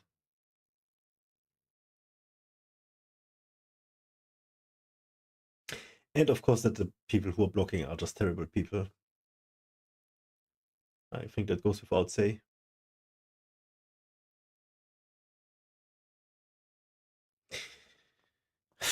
I'm thinking I don't want to come over as like trying to copium, trying to feel better, talking them down, because you see, I'm not, right? I'm not trying to blame anybody.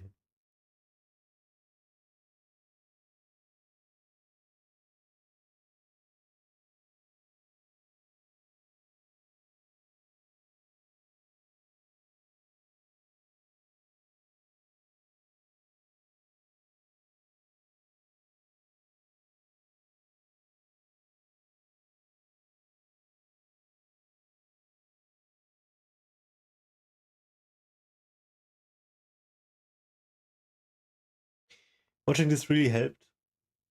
I want to do another session about this topic. But it was good enough for today. Really took away a lot of the edge.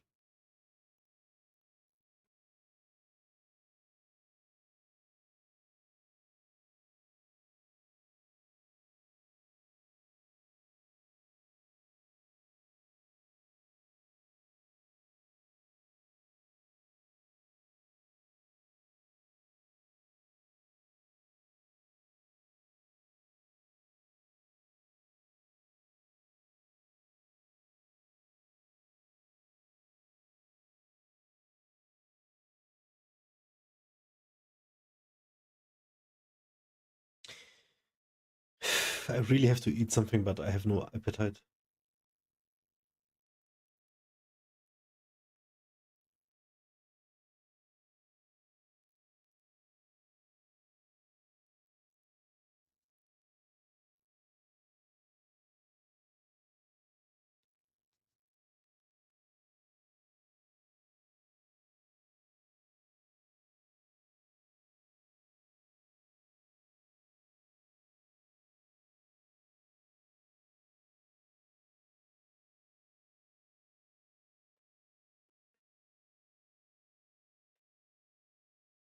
Hmm.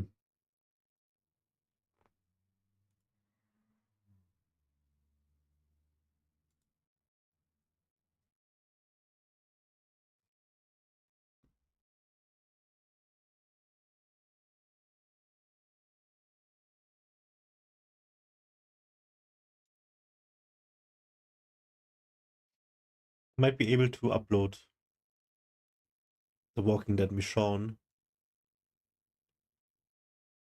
if I get it unbanned. I know why we got banned now. Because of a 1 minute 28 seconds clip from Joe Rogan. Rest in peace, Joe Rogan show. I'm never gonna be able to stream it again.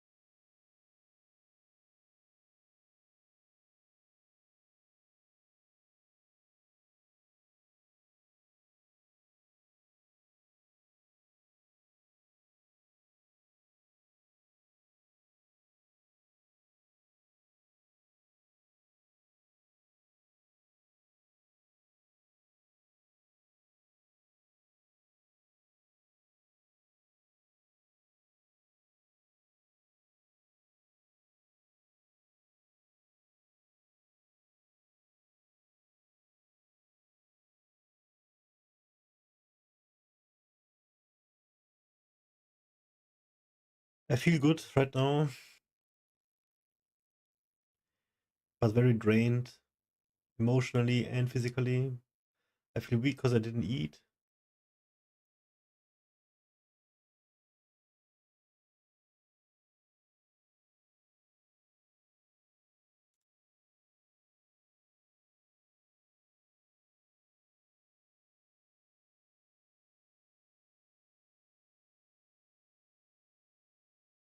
I would love to play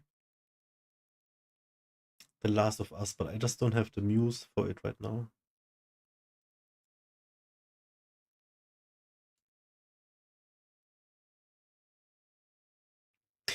I'd like to play Hearthstone. New expansion came out. But I just don't have the muse. It's like nothing is exciting right now.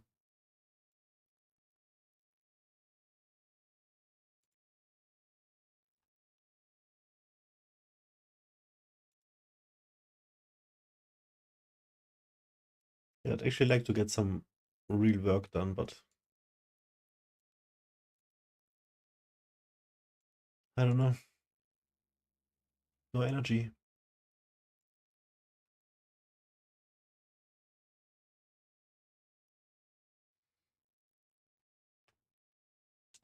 The whole last week was in this fashion, and then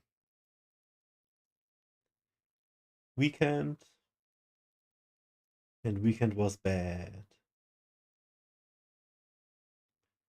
For some silly reason, I thought maybe Monday is gonna be different because it's Monday. It's like a new week, but it's all the same.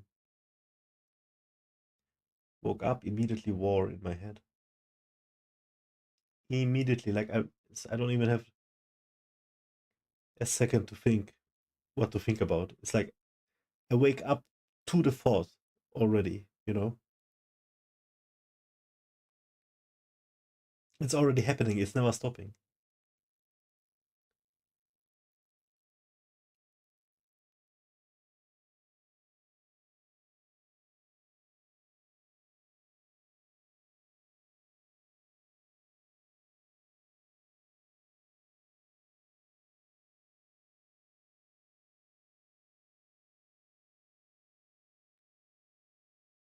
And I'm trying to find a way to focus on something different. And that is like the number one thing they should teach you in therapy. How to not get consumed by these emotions. But try and find something productive to do, and it sounds so stupid. As if we can just close one door and open another.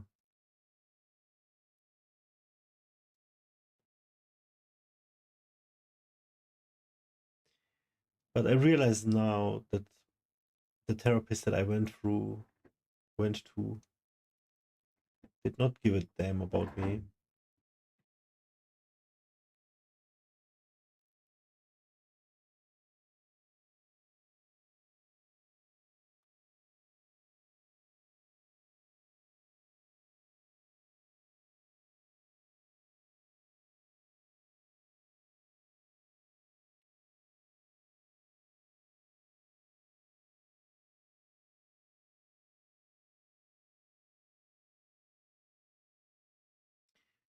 So we gotta help ourselves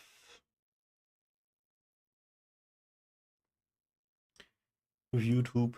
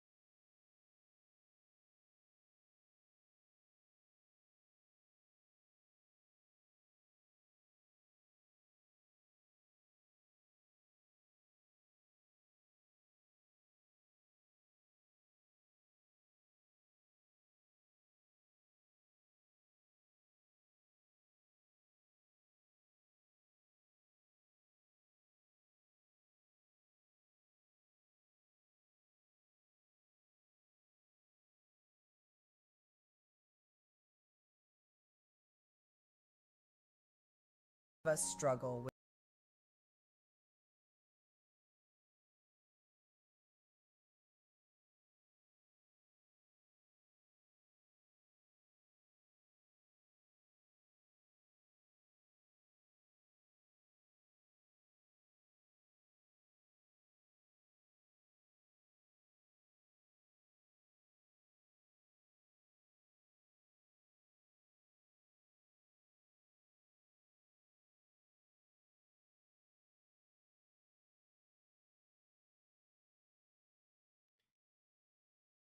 Alright, let's watch a video about another topic. This one is from Inside Serene. Inside the mind of trauma overcoming, I'm not good enough. So that I'm not good enough feeling, I never really had directly. But I could see having some of these tendencies. And maybe I'm not realizing it, but my actions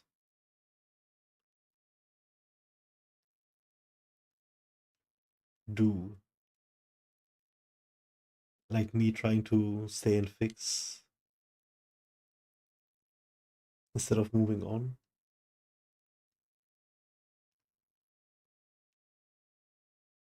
Why would you do that?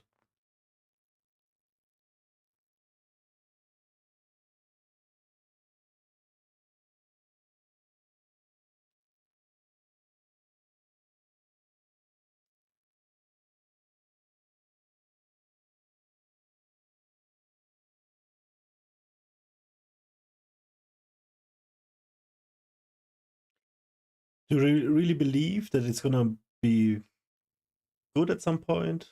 Do you think it's fixable?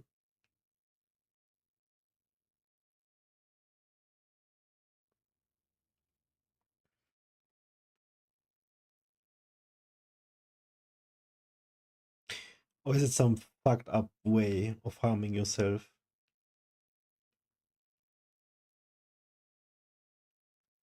For the reason of not being good enough? Let's listen in a few minutes, we might know more. with deep-rooted issues that we can't seem to overcome. This pain affects our relationships, our work, and our overall well-being. In today's video, Dr. Gabor Mate will explore why trauma hurts us so deeply and offer his guide to healing. Stay with us to uncover a powerful revelation that could change the way you understand your past and heal your present. I've found Dr. Mate's work incredibly insightful in my own journey. His perspective on trauma has helped me understand the deeper layers of my own experiences and those of people around me. Addressing trauma is not just about healing past wounds. It's about transforming our lives and relationships. Dr. Mate's approach offers a compassionate and comprehensive way to understand and address these deep-seated issues. An honor to be here, and especially I'll be quoting this morning from A.H. Almas or Hamid Ali that many of you saw yesterday, and he's certainly my greatest teacher, although I've never met him and never seen him live, but I've been much informed by his teachings. The subject I'm addressing this morning is illness and what creates illness. And as a Western-trained medical doctor, I was programmed really to see illness as a separate category, distinct from health, and to see it in purely physical terms. So if somebody gets cancer, somebody gets rheumatoid arthritis, multiple sclerosis, ALS, Crohn's disease, chronic fatigue, fibromyalgia, chronic asthma, chronic psoriasis, whatever it is, that's just a physical event in the body with no relationship to our emotions. And furthermore, the individual illness in a person is seen as separate from that person's life in a certain environment. So we separate the mind from the body in Western medicine, and we separate the individual from the environment. Now, what's wrong with that, quite apart from the fact that it's not valid, it's also not even scientific in today's scientific sense, in that the research that shows that these separations are invalid has been done and published, and it gets deeper and more proliferates more regularly, and yet the insights of the science do not penetrate medical practice. The Buddha, 2,500 years ago, said it best, as he said many things best. He talked about what he called the interconnected core rising of phenomena. And basically he said that nothing exists on its own. He said, when you look at a leaf or a raindrop, meditate on the conditions near and distant that contributed to the presence of that leaf or raindrop. Know that the world, and obviously in the leaf or in the raindrop, there's the sky, there's the irrigation from the clouds, there's the sun, without the light of which there could be no life. There's the earth, the minerals, the nutrition that goes into making that leaf. So he said, when you look at the leaf, you see the whole world. And he says, this is because that is not because this is not, this is born because that is born, this dies, and because that dies, the birth and death of any phenomenon are connected to the birth and death of all other phenomenon. The one contains the many contains the one. Now, in modern scientific terms, that could be called a biopsychosocial approach. And to give it its full name, it really might be called a biopsychospiritual approach. And what does that mean? It means really, according to the North American native medicine wheel, human beings have their spiritual, physical, emotional, and intellectual dimensions. And by separating these from another, we can't understand what happens to human beings. So let me give you 3 examples in terms of health of what might be termed a biopsychosocial approach. So we know, for example, from multiple studies that children whose parents are stressed are much more likely to have asthma. So in polluted areas where there is significant irritation of the airways, where asthma is more common, it is the children whose parents are most stressed who are most likely to have asthma. And you say, well, what's the connection between the parent's stress and the child's lung functioning? And the connection is actually straightforward and physiologically utterly simple. But it's highly unusual for anybody to go to the doctor with asthma and be asked anything about their childhoods or their relationship with their parents or how they relate to themselves. Now, how do we treat asthma? We treat it with basically 2 medications combined in an inhaler or separate inhalers, or we inject them into people if they're severely asthmatic. And one medication is designed to open up the narrowed airways, the other is to suppress the inflammation of the airways. Now, the medication that opens up the airway, the bronchodilator, is actually a copy of adrenaline, or it's adrenaline directly. The medication that suppresses the inflammation, or which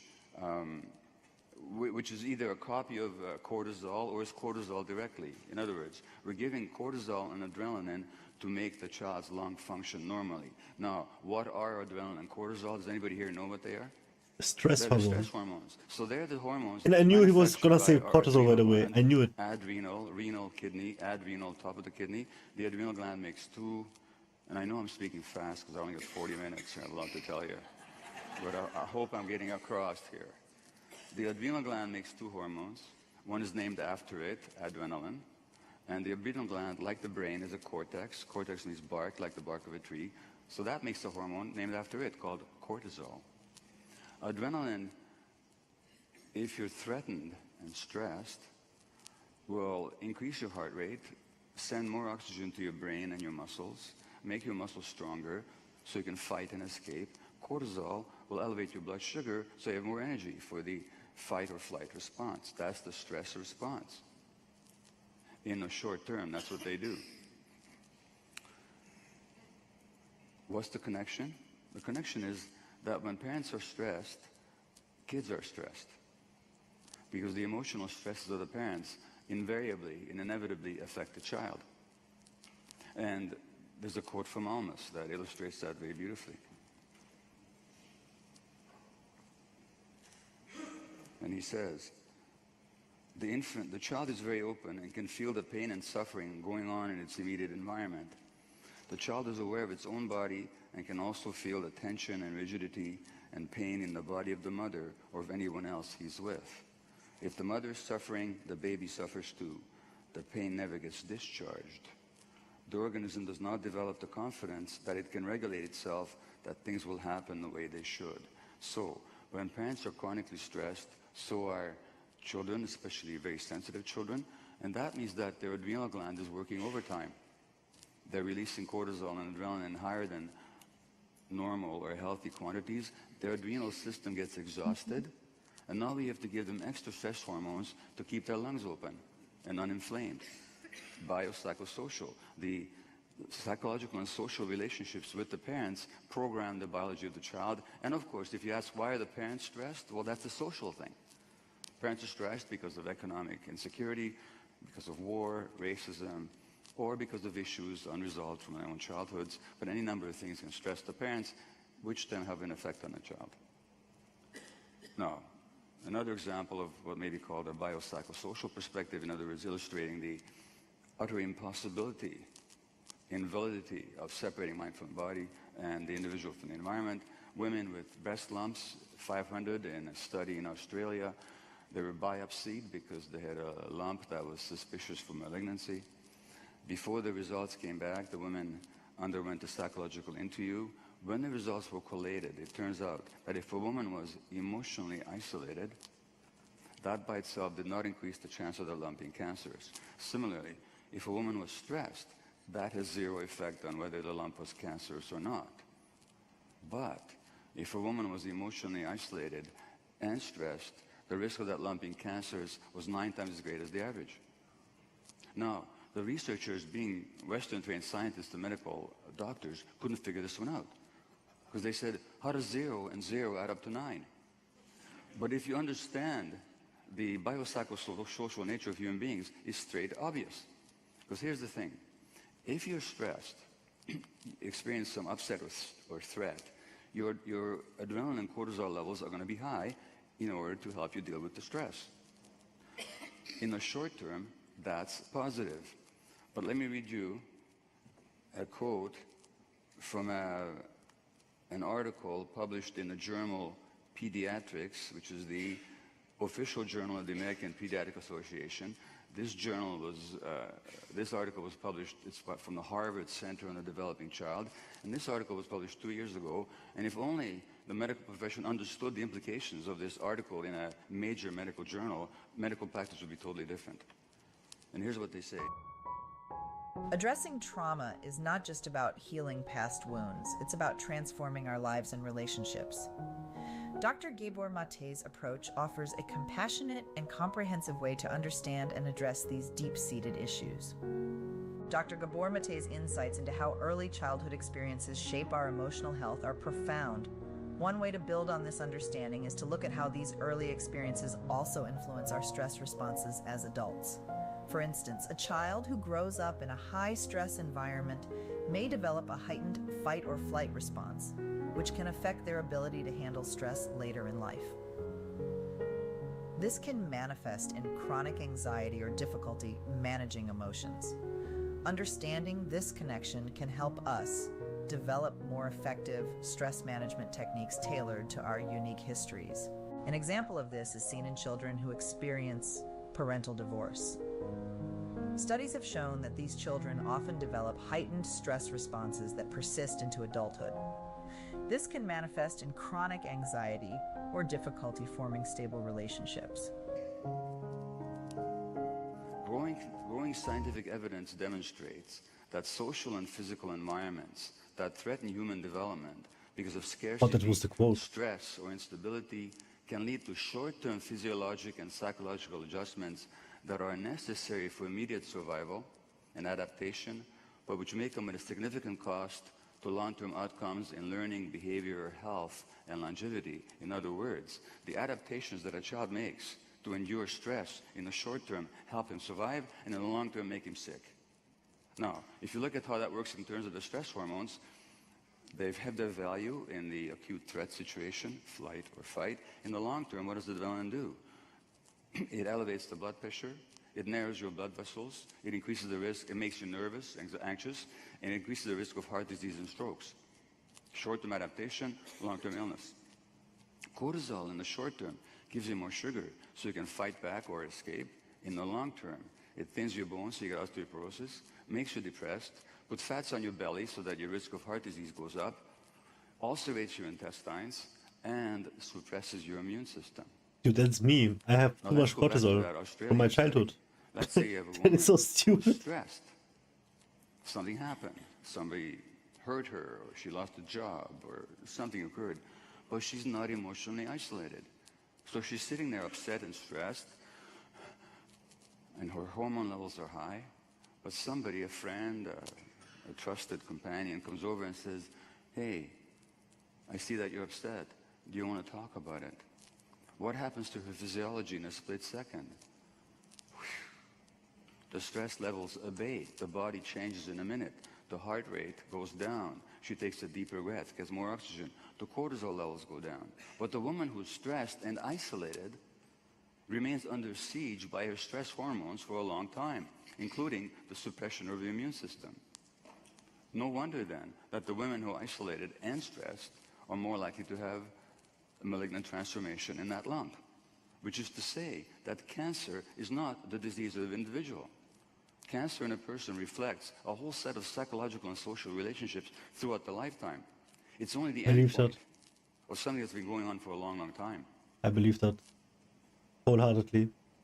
And as somebody very astutely said, trying to, and this is why we're not finding the cure for cancer, because we're not looking where we need to. And as somebody very astutely said, a British researcher, he said that, thanks, he said that trying to find the cause of cancer by studying the individual cell is like trying to understand the traffic jam by studying the internal combustion engine. Now, one more example. One more example. At the end of life, we know that couples have been together for a long time. One of them is hospitalized. The other one has a significant risk of dying. And a British study just 3 weeks ago showed that when an elderly person is bereaved, their partner dies, you can find measurable deleterious changes in the hormonal apparatus and immune systems. In other words, the immune system, the nervous system, the cardiovascular system of the one is modulated by the psychological relationship. So, in understanding illness, then, we have to look at this mind-body unity, and we have to look at the relationship of that individual to their psychological, social environment. So, in my years of family practice, and then for 7 years, I was medical coordinator of the palliative care unit at Vancouver Hospital, which is to say, we looked after terminally ill people. I found that who got sick and who didn't was not at all accidental. That there were certain patterns that I inevitably had to be aware of. And all the people that got sick with chronic illness, whether that be, again, cancer, autoimmune disease, neurological disorders like ALS, MS, Parkinson's, and so on. What these patterns were, and I'm telling you, which may sound dogmatic, but I've been at the game long enough to be convinced of this, that there are no exceptions. I'm going to read you some newspaper clippings that illustrate who is illness prone, and then I'll tell you why. The first is an article. These are all articles from the Globe and Mail newspaper, which is Canada's national paper, and I wrote a medical column for them for a couple of years. It's by a woman. The first article is by a woman who's diagnosed with breast cancer. Her name is Donna. Her doctor's name is Harold, and her husband is called Hai. And Hai, his first wife, died of breast cancer, and now Donna, the second wife, is diagnosed with the same condition. And Donna writes in his first-person account of her visit to the doctor's office, Harold tells me that the lump is small, and most assuredly not in my lymph nodes, unlike that of Hai's first wife, whose cancer had spread everywhere by the time they found it. You're not going to die, he reassures me. But I'm worried about Hai, I say. I won't have the strength to support him. Now, what do you notice? She's the one diagnosed with a potentially fatal illness, will have to go through chemo, radiation, possibly surgery, and her first thought is, how will I support my husband emotionally? So this automatic and compulsive regard for the emotional needs of others while ignoring your own is a major risk factor for disease. Major risk factor. The others that I will read you are actually obituaries from the same newspaper, and obituaries are fascinating because they tell us not just about the person who died, but also about what we value in one another unwittingly. And what we value in one another is exactly what kills us. You've heard the expression, the good die young. Half of you are breathing easily right now and you're not worried. So this obituary is about a physician died age 55 of cancer. Never for a day did he contemplate giving up the work he so loved at Toronto Sick Children's Hospital. He carried on with his duties throughout his year-long battle with cancer, stopping only a few days before he died. So what would you say to a friend of yours diagnosed with cancer? Go back to work tomorrow, and all the while that you're getting treatment, ignore that, ignore your needs, don't think at all about your life, and just keep working until you drop. So this automatic and rigid identification with duty, role, and responsibility, rather than the needs of the self, is the second major risk factor for chronic illness. The next one is written by a husband who is writing this with gratitude about his wife who died age 55 of breast cancer. In her entire life, she never got into a fight with anyone. The worst she could say was "Foodie" or something else along those lines. She had no ego. She just blended in with the environment in an unassuming manner. And I'm sure that, like me, many of you have partners, spouses, sometimes you wish that they would blend in with the environment. In an unassuming manner. But they won't do that if they want to stay healthy. Because the suppression of the so-called negative emotions, particularly anger, actually suppresses the immune system. And finally, this obituary, which is almost beyond belief, but it's real. This is a physician who died at age 72 of cancer. Sidney and his mother had an incredibly special relationship, a bond that was apparent in all aspects of their lives until her death. As a married man with young children, Sidney made a point to have dinner with his parents every day as his wife Rosalind and their 4 young kids waited for him at home. Never wanting to disappoint either woman in his life, Sidney would walk in, greeted by yet another dinner to eat and to enjoy, until gradual weight gain began to raise suspicions. This man suffered from 2 fatal beliefs. One is that he's responsible for how other people feel, and secondly, that he must never disappoint anybody. So these 4 factors, this automatic concern for the emotional needs of others, ignoring your own, compulsory and rigid identification with duty, role, and responsibility rather than the authentic self, suppression of so-called negative emotions, repression of them, and finally the belief that you're responsible for what other people feel and that you must never disappoint anybody, so you never say no. These are the significant risk factors that are present in cases of chronic illness, and they're quite capable of killing you for reasons I'll explain shortly. But before I do, let's explain why people behave in these ways. Are we blaming the patient for the disease? We're not blaming the patient for the disease because these are not deliberate, consciously chosen patterns. Remember that Harvard article I quoted to you?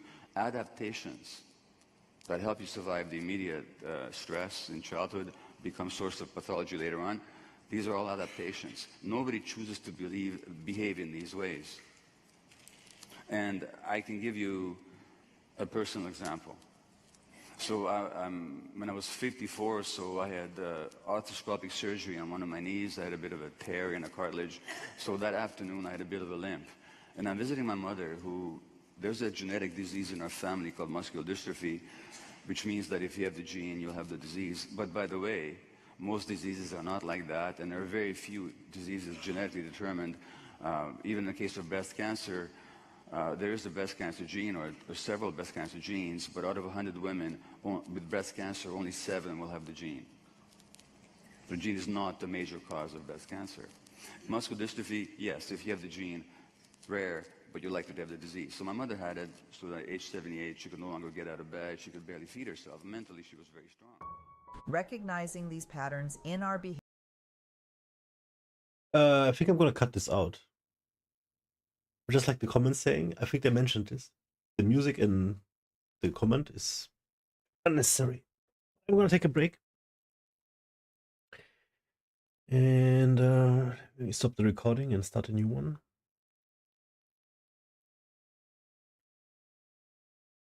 I'll take a little break, guys. I'll be right back.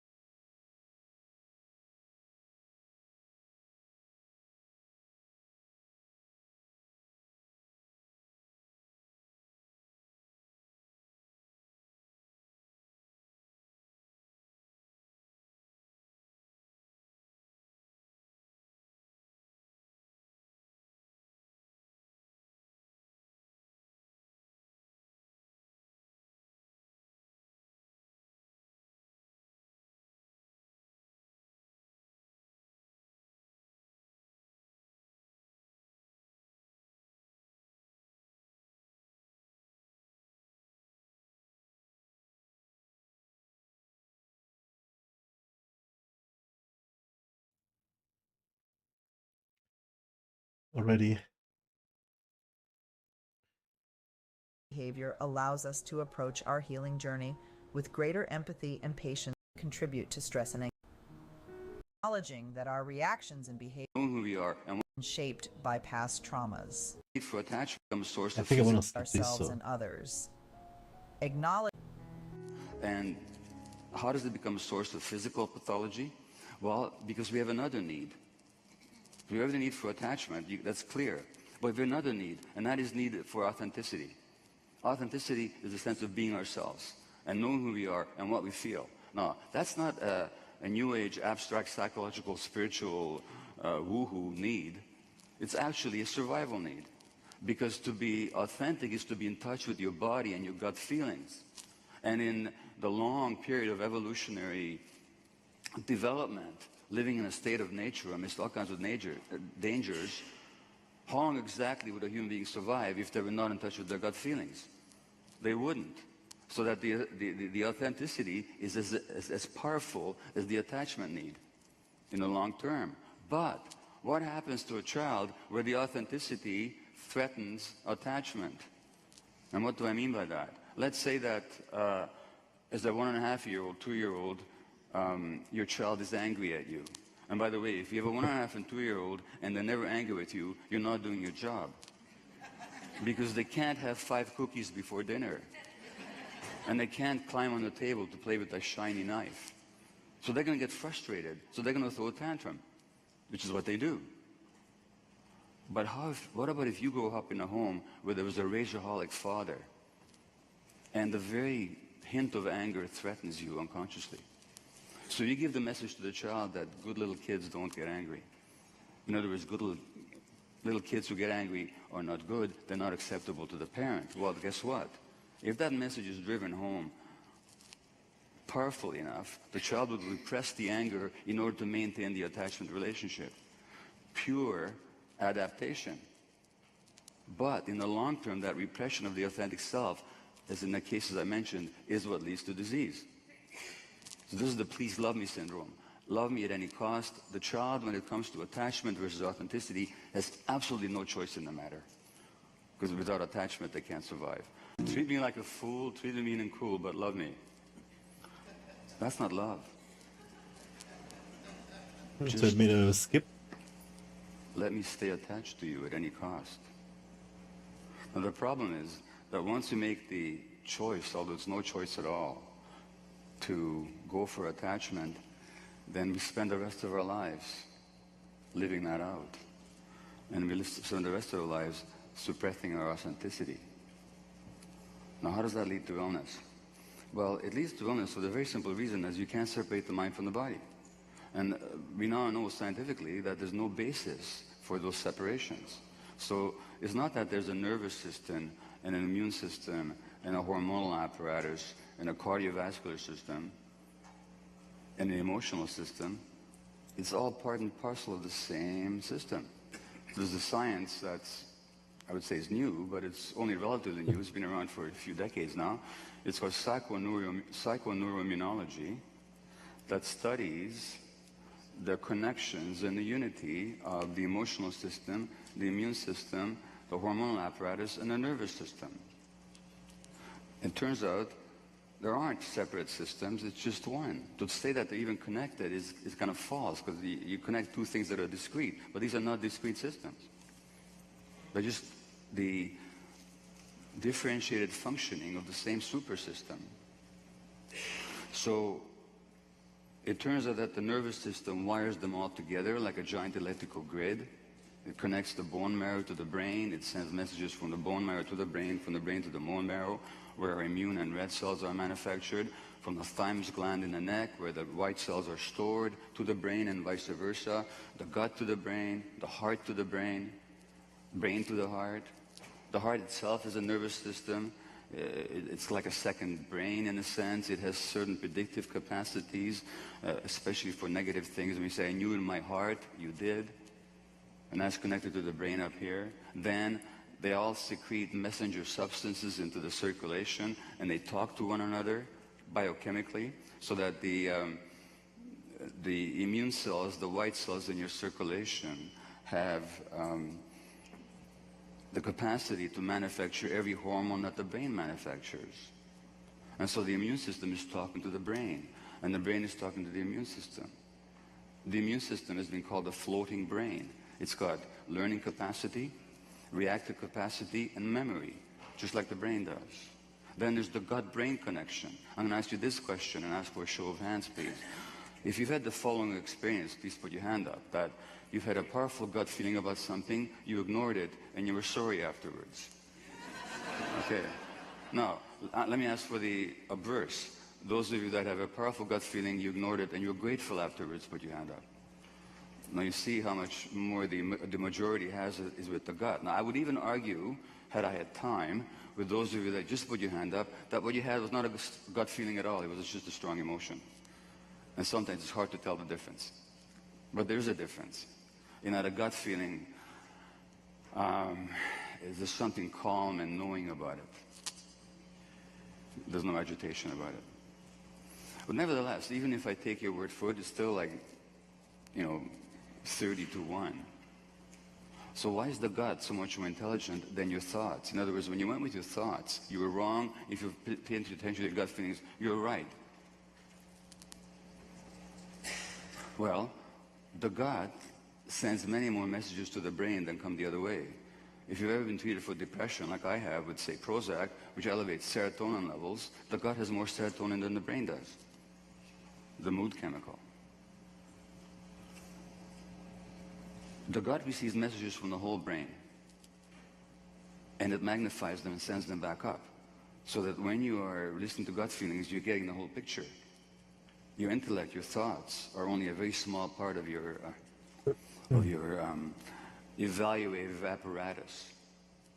And emotions came much before we had thoughts, necessarily, because without strong gut feelings, again, we just didn't survive. Now,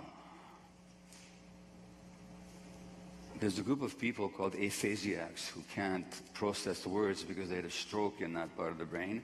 Aphasiacs have been shown in a number of studies to be much more astute at knowing when somebody's a liar than people who understand language.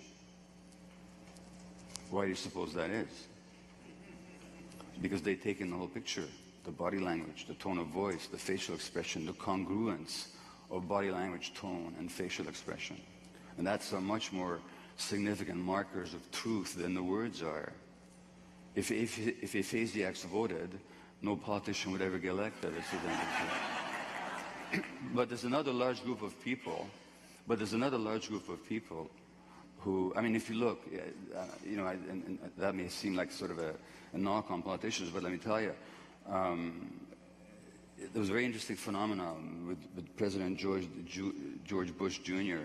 If you ever, I don't know if you ever had this experience, but if you ever turned off the sound on the television and he was speaking, what would you observe? A very nervous and scared little kid. And this guy was the most powerful man in the world, so they say. A scared little kid. Now, there's another large group of human beings who are perfectly capable of unerringly reading and reacting to their gut feelings. And what do we call those people? What do we call them? Children. We call them babies. Okay, no one-day-old baby is disconnected from the gut feelings. When you put your hand up and I asked you, how many of you had the experience of ignoring and then regretting not having paid attention to gut feelings, you were telling me the story of your childhood. The story of your childhood was that you were born pristine and authentic, completely in touch with yourself, and then you learned that in order to stay attached to your environment, you have to suppress that part of yourself. Interesting. So the suppression itself became associated with survival. No wonder you're afraid to be authentic. Because there's something in you that says, if I'm authentic, I won't be loved anymore, and if I'm not loved, I won't survive. Then we keep choosing attachment over authenticity, and then we get sick. Dr. Gabor Mate emphasizes the importance of compassion in the healing process. Adding to this, it's crucial to understand that compassion not It's like sort of a recap, but we don't need a it. difficult situation. Take a moment and offer your... I just need a volunteer, okay? So I mentioned that the suppression of anger suppresses the immune system. So you're going to volunteer. Thanks. No, you need to stay where you are. What's your name? Judith. Okay. So there's one rule here, only Judith, okay? Which is that the chair that you're sitting in is your life, so you can't leave it, okay? For this experiment. After the talk, you can leave, or even before the talk, but not for this experiment, okay? So the question I'm going to ask you is, are you okay with the distance between you and I right now? If I spoke from here for the rest of the morning, is that okay with you? Yeah. Okay, now I'm going to stand here and ask you the same question. Is it still okay with you? If I lecture from here, how about right now? Yeah. It's still okay with you? Okay, what about right now? It's getting a little tight. It's getting a little tight? Yeah, it's okay. It's still okay. It's still okay. All right, I'm going to put a knee on your knee, you know? How's that now? It feels good. It feels good. I'm going to stand on your knee in a minute. No, you're not. Okay. Okay. How would that feel to you? I wouldn't like it. You wouldn't like it. What would you do about it? I'd have to push you out. Okay, right. And as you were pushing, what emotion do you think you'd be generating? Fear and anger. Anger. The fear would come first. Yeah. And then the anger. Yeah. So in other words, the anger is not a negative emotion. It's a healthy boundary defense. Healthy anger simply says, you're in my space, get out. That's healthy anger. There's unhealthy anger, but that's different. Healthy anger says, you're in my space. Healthy anger is in the present. It's not about the past and the future. It's a boundary defense, you're in my space, get out. That's it. Now, if you look at the role of emotions in general, what is their job? Now, in another situation with another person, you actually might invite them closer. Perhaps. You know, some people in your life, in some situations, you would invite closer. So the role of emotions is to tell you what you want more of and being closer to you, allow in That's very good. to your space, and to keep out the unwelcome and the potentially dangerous. That's all the emotion. Invite in the nourishing, the healthy, the welcome, keep out the dangerous, threatening, unwelcome. What is the role of the immune system? It's exactly the same thing. The immune system and the emotional system do exactly the same thing. Because of the unity that I've mentioned to you, when you suppress the one, you're suppressing the other. And that's why the repression of healthy anger is a significant risk factor for cancer, because the immune system is suppressed. Now, on the other hand, what else can happen? Let's say you repress anger. You're one of these really nice people and you're always helping people. You never say no. And the book of mine that this talk is based on is entitled When the Body Says No. My contention being is if you don't, the body will say it for you. I may have said that before. So what happens to anger that you don't express? Does it evaporate, go away, fly to the moon? Where does it turn? It becomes cancer. It turns against you in a form of depression. What does the word depression mean? It means to push something down. It's that simple. It was an adaptation. Depression begins as an adaptation. You have to push down your feelings to stay attached. 30 years later, you're taking Prozac. And they tell you, you got this genetic disease. Nonsense.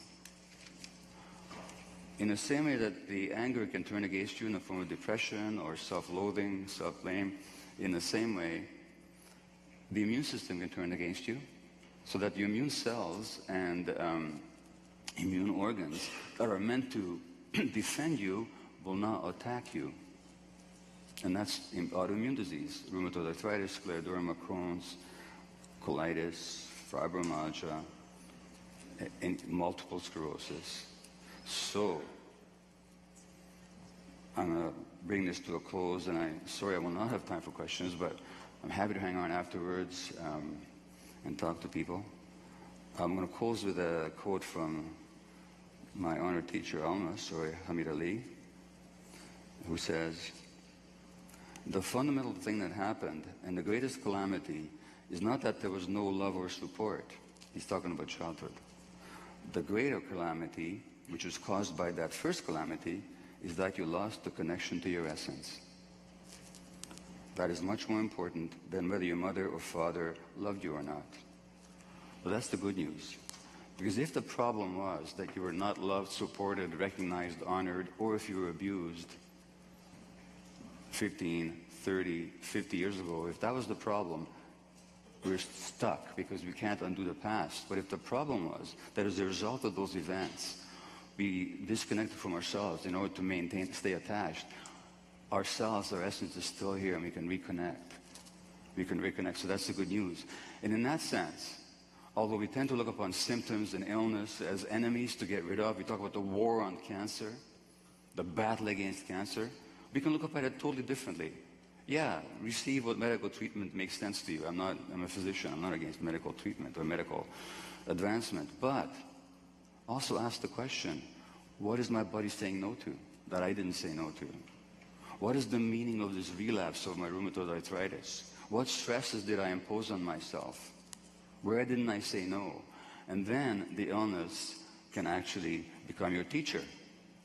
Your teacher towards what? Towards authenticity. And let me ask you this final question. How many of you know people who have recovered from addiction or some serious illness, and some people even who don't recover from a serious illness, but will still say, and I've heard this many times, I'll still say, that addiction, that illness was the best thing that ever happened to me. How many of you heard such statements? Many of you have. I certainly have in my career as a physician. What are people talking about? They're talking about that the illness forced me to become authentic. It gave me back myself, which is what Almas calls the precious pearl. Very nice talk. I heard such before, and the thematic, and I really like the way he talked it out, and definitely gonna leave them alike, even though I don't like the productions.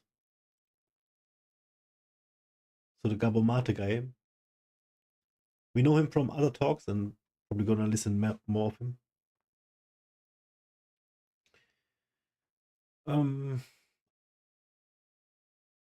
I was working in like a store as an apprentice, and the situation was very weird. And then with the colleagues and the boss, and at some point it became bad, so that I wanted to leave. And I guess my body told me before I could understand it, because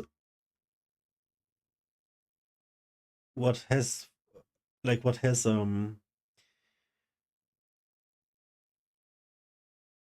happened was, like, I got a very weird stomach ache in very certain situations that have to do with the work there. And it felt like I got cancer. And I swear to God, I'm no physician or have any clue about cancer firsthand. But if I would not have quit when I quit, I would have gotten stomach cancer. I know it's so bad. I know it to be true so bad. And that was stress. So it's stress induced. My body telling me, gotta quit. The day I quit, I never had that again. Never ever. And it was going on for like weeks, I think even months. It's a long time ago. Like 13 years or so. But everything he said was making sense, and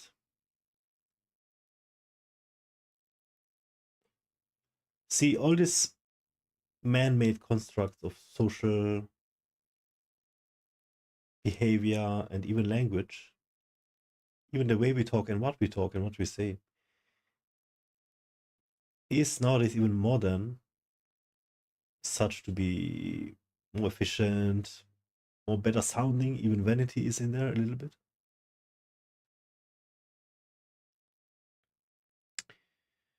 So whatever people are, people at their essence, male, female, doesn't matter. If you let people grow up, babies grow up in the wilderness, which is of course impossible, because are we not the like only,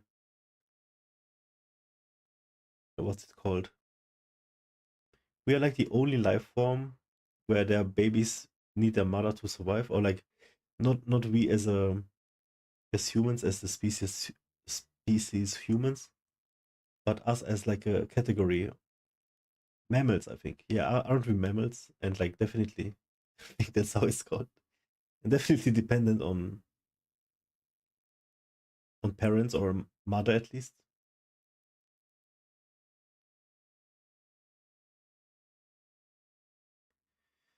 But if you basically deny who you are and whatever that is, I mean, we are all human after all. How much of a spectrum can there be, right? Yeah, there are bad people and evil people and good people. But at the end of the day, everybody looks the same when they're sitting on the toilet. You know what I mean? Anyway, you suppress whatever it is that you're suppressing to mold these children into fitting better for your toxic parent. It sounds so horrible, but that's what could have been. And I believe it did in Many people nowadays, the generations that are running stuff, middle-aged, and most forsaken ones are dying out. The generations that have seen war, world war, veterans with shell shock, stigmatized for talking about feelings, are dying out.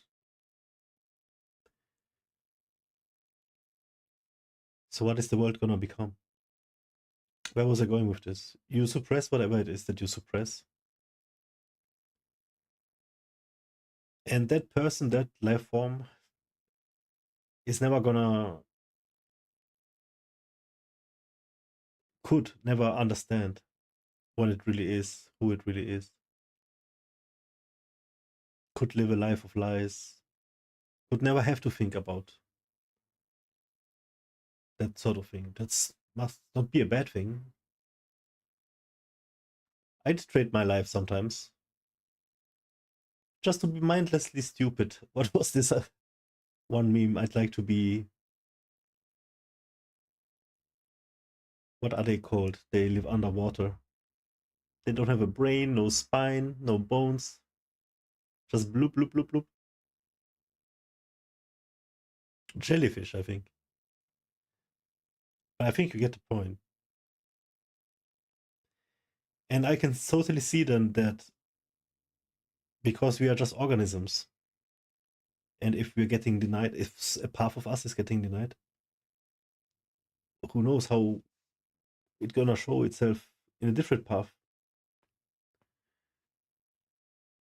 So, you know, that's how cancer gets created, I think. Or cancer. And yeah, this one story that I just told you with my stomach cancer, it was crazy. I had a hunch of what it could be, just the stress. And it was like so physical, I could like feel it, you know. The day I left, I never got it. Never got it again.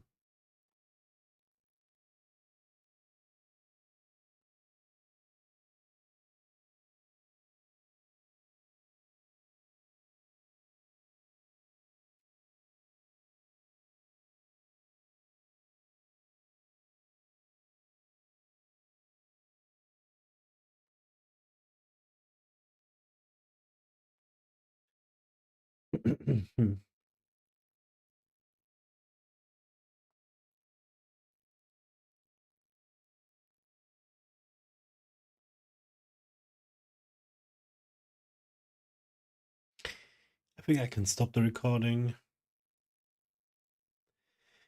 There was a good content, dude. We can make YouTube videos out of this. I like the topics and everything.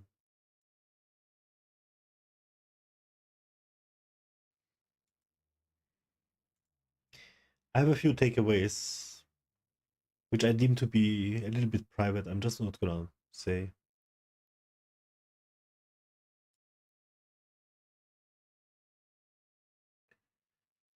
It is rough letting you guys know anyways what's behind everything. Because I don't wanna say anything that people don't want to know. Don't want other people to know, so I can't say anything.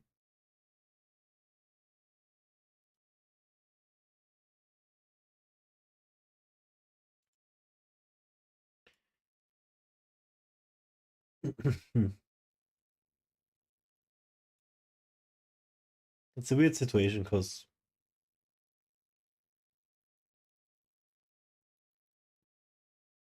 if you really have a brain, you know you never learn enough.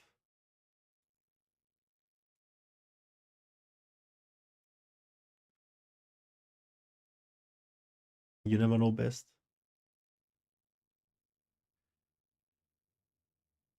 You should always believe it could be you who's wrong.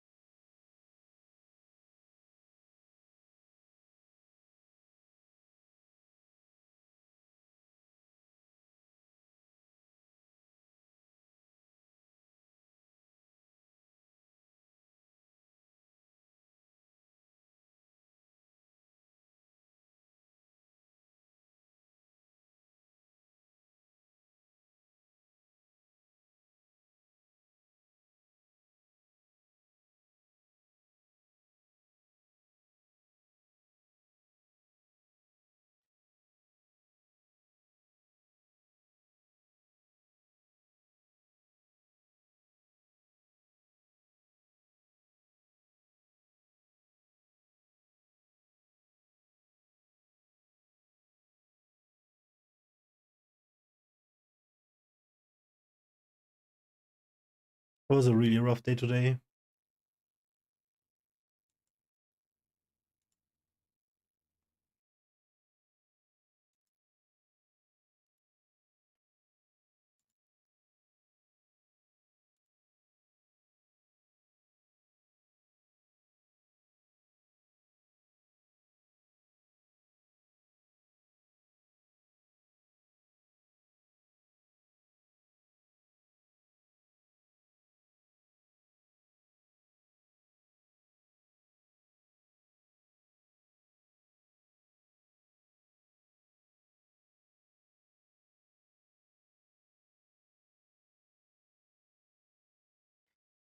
What is it to be human?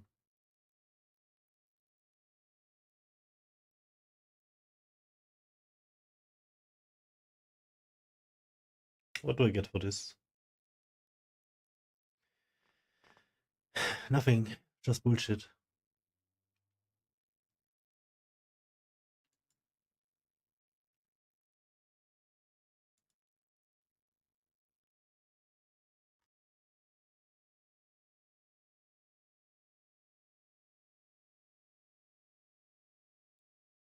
We are cursed to think.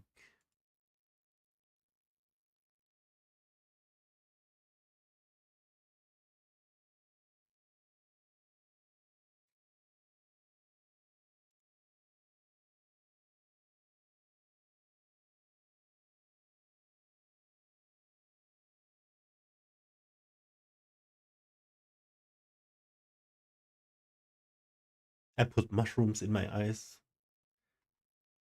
on the Last of Us template. It looks so good. It's so stupid. Oh god, it's so stupid.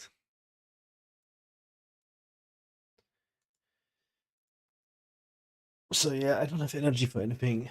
I would try to eat something, but I have to make food first.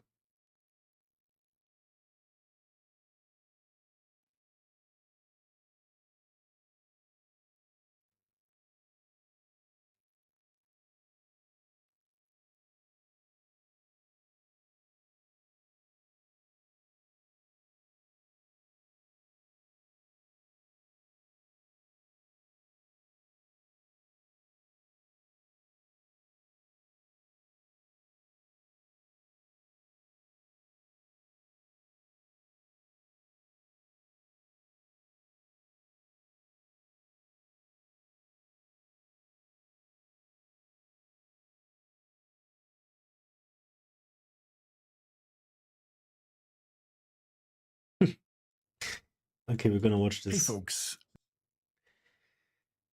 I don't think he's gonna DMCA us. Just got out. My objective religion. Let me try this again. Just got out. My objective religion.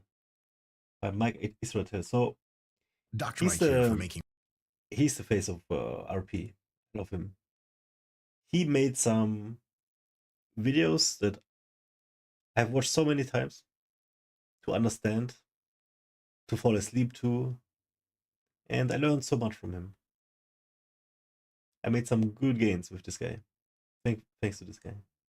Let's see what he has to say. In Progress channel, lecture number 75. Said it loud. I've spoken about this a little bit extensively in the first lecture, though, Scott, that still has age restriction on it. Now. Maybe? Yeah. Maybe we can appeal at some point, but may or may not have seen our first lecture ever. Kind of sets up a lot of this, but I'm leaning into it more and more because of some trends I'm seeing and some thinking I've been doing. But basically today's topic is, I think it's possible to have a religion that is objective or very, very objective. And I think that maybe I'm not the first person to articulate these points, but they're so unarticulated in the grand scheme of folks discussing morality and their connection to the world and understanding of what they are in life, that at least me saying this in my own way is maybe marginally helpful. And at best, I can become a cult leader, which honestly seems insanely unappealing. Because I'd join immediately. Like hair and give me all the Kool-Aid. I don't know. Ooh. In any case, we're talking about an objective religion, and I think I've sort of discovered one. You may think that's crazy, and maybe you're right. But let's set up the discussion. So we have religions of ancestry. There are many of them. Some of the most popular ones are Judaism, Christianity, Islam, and Buddhism, and so on and so forth. And these religions tend to be a little bit out of touch in the modern realm in some cases. And many people are finding the appeal of what's called universal culture. That's my preferred term for this that I picked up somewhere on the internet from one of the smart people like lesswrong.com or Tyler Cohen, one of those folks. Gwern, one of those super smart all around people. And the universal culture is like McDonald's, shopping malls, television, TikTok, fashion. It used to be called Western culture, but that's not true because like K-pop's not Western, but it's spreading around the world. Universal culture because it's food, fun, dancing, and hedonism. And it's so compelling that a lot of people are losing touch with their ancestral religions that don't let them indulge into that sort of thing. And so what we've seen for generations is a mass exodus from religion and, no surprise, a concomitant loss of meaning in many people, especially young people. Religion is losing its grip on the newer generations, and that's resulting in the good thing of like not as many of them are like insane fanatical fundamentalists that are trying to blow up the world, but the bad thing is that a lot of them are left with not a whole lot of purpose to their lives and maybe some missing pieces. And there have been a few kind of bubblings up of potential replacements for the traditional religions. I'm going to talk about three of them, and I'm going to say those three are fine. They have some downsides. I'm going to propose my own. That's right. It's called Israelism. I'm working on a name. Just kidding. Please do not call it Israelism for the love of God. I know a lot of you contrarians in the comments are going to do exactly that. So you already called it out. Now you're not contrarian. First option that's bubbled up for replacing the religions is actually just even more intense religion or coming back to religion. A return to hardcore Christianity, Judaism, Islam, so on and so forth. And it kind of, a lot of this has been sort of the doubling down on kind of old school values and practices. For example, women staying at home more, trad wife or whatever the hashtag trad wife, traditional kind of a wife that stays at home, more sexual abstinence. A lot of young, very attractive girls who've kind of gone through the TikTok OnlyFans milling machine and come out the other side with their sanity intact or like, no more, I'm a born again virgin, all this other stuff, which is dope. And there are definitely upsides of the approach of kind of return to the religions of antiquity. It does give a lot of people who feel completely unmoored from any kind of purpose or community deep meaning and connection, which is a big deal. That's why they're doing it. That's why they're coming back, sometimes in droves. But there are problems with this approach. One problem is that major religions don't always get along well with each other. Another more accurate way to state that is they almost always fight each other. When you're saying you're the one true faith and there's at least 2 or 3 other megalith faiths that also say they're the one true faith, they tend to fight a lot, and that's not great. And I would have you use me as your stepping stone, the bridge you take apart after crossing. The corpse's bones you need to trample to climb up. The sinner who deserved the butchering of million knives. You wouldn't allow it. What is happening?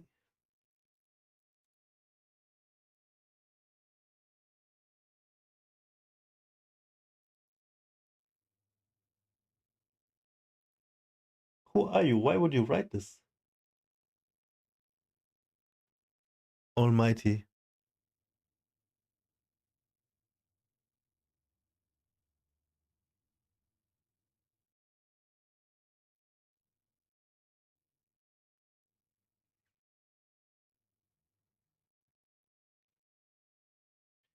Who are you quoting?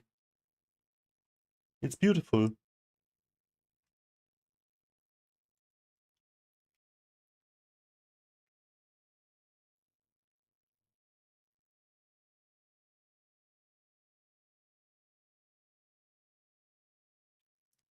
A quote by Xilian.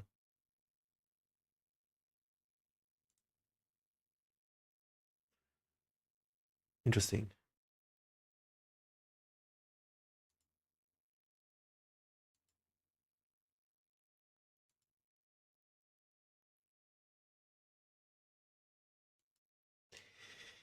what you're writing is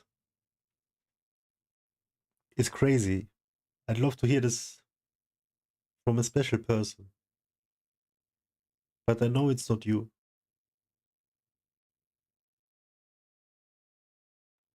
So I'm sad.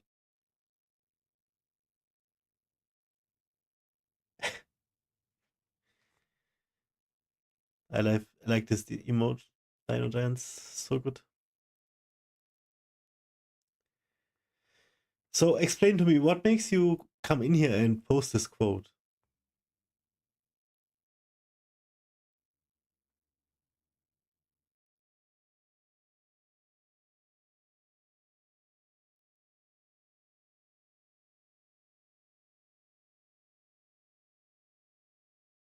Because it's peak.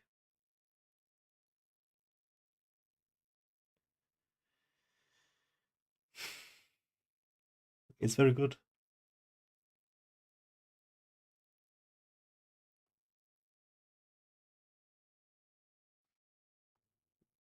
Somewhat triggers me.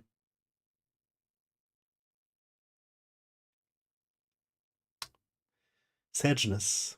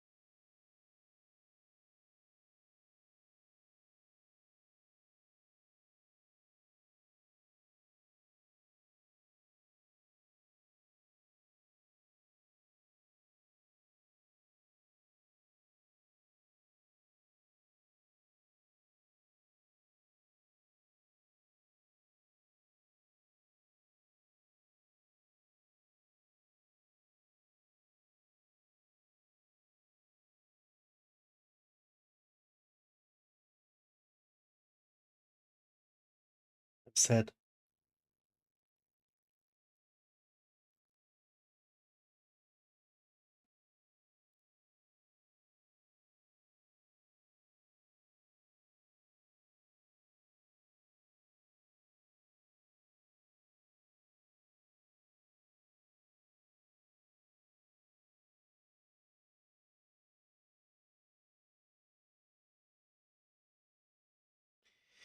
It's a peak quote, and I'd love to tell it to somebody.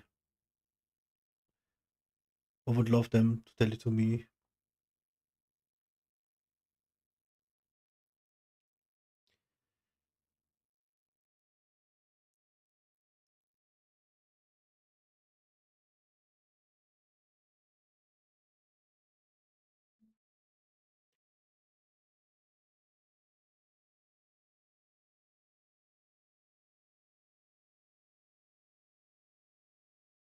Because I have this strong reaction now.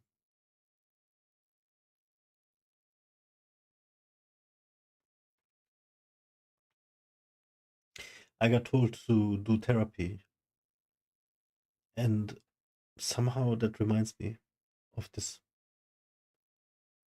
that I've been told that, and that makes me even sadder.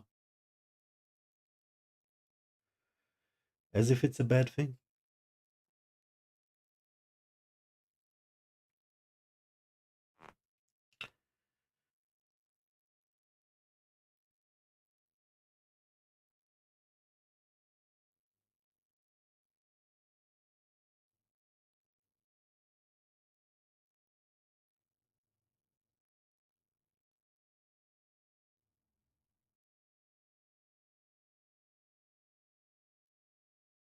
When it's a beautiful thing.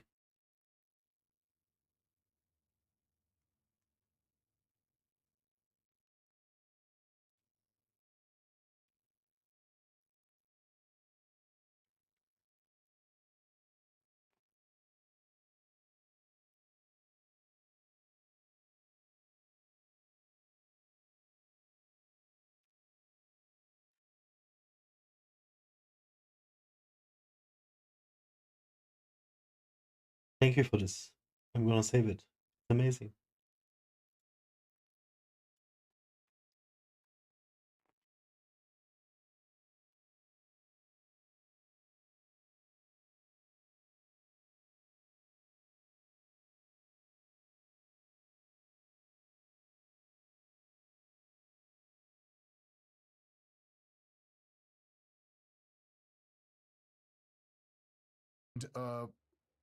Another big problem is that a lot of the edicts they have in their core books are like kind of outdated to some extent. If you examine the way many fundamentalist sects of Islam treat women, it just doesn't line up with like what we know women as biological humans want. It doesn't cause a good time for them. They don't really like it, and so it's kind of a tough sell. In the modern context, going back to traditional Judaism means you just like no longer expose your elbows or knees to the public and all this other stuff. And just a lot of stuff that just kind of like had its time and most people are just not interested anymore. So it's a tough sell. And I would say another problem, and this is the main problem for me as a person who is almost certainly never coming back to traditional religion, is that if you're scientifically literate and you're a skeptical person, traditional religions are kind of a non-starter for you because they require you to have faith, which a friend of mine has once defined, I think, accurately as belief without reason. And it's really, really difficult to just take the pill and say, I believe this for no good reason at all. And it's worse than that because if you read most of the older religious texts, there's all kinds of stuff that happens in there that seems like strained credulity at best, and at worst is like utter nonsense for children. Like Lord of the Rings seems more convincing a recitation of history than many of these books. And I don't mean to crap on traditional religions at all. The faith-based component is amazing. And they have tons of value. And I have mega respect for everyone that believes in them. But if you're very, very skeptical and you're very scientifically literate and into that, no, it just becomes kind of like an impossibility for you to swallow a pill that size. The alternative for many people that couldn't swallow that pill or didn't like the restrictions of antiquity religions. He just killed all the religious fans. Got into a couple of other extremists. Points 2 and 3 or 2 and 3 other approaches. Approach number 2, the first one was going back into more religion. Approach number 2 is to get into what I just like jokingly call leftist cult shit. And that's, the religions of kind of anti-industrialism, environmentalism, social justice, wokeism, BLM, that whole agglomeration of ideas. College campus, hyper-left situation. And there are many upsides to this approach. It's amazing on environmentalism in the sense that they really deeply care about the environment, amazing for animal rights, amazing for ethical farming practices, so on and so forth. And it's awesome in the spirit energy of wanting to help people who are less fortunate and recognizing that massive inequities that have bubbled up over time are really a big, big problem. And they are, and this is super, super valid. So almost all these people that are on the hardcore left and essentially in almost every meaningful way have that as their religion, almost all of them are coming from the best possible place. Like sheer bleeding heart, giving a shit about the world around them and especially the downtrodden people in their midst, which is one of the most beautiful things you could ever describe or see. However, there are problems with this approach. These types of faiths, and they are faiths, require you to hamstring your world understanding capability severely. There's legit a lot of stuff that you're not even allowed to question. It may be true to say you're allowed to question almost nothing except for the prevailing ideas that they want you to question. So, like, do white males have more power than need in society? Question that. But, are some groups of people more prone to crime than others? Are some genders better at some things than others?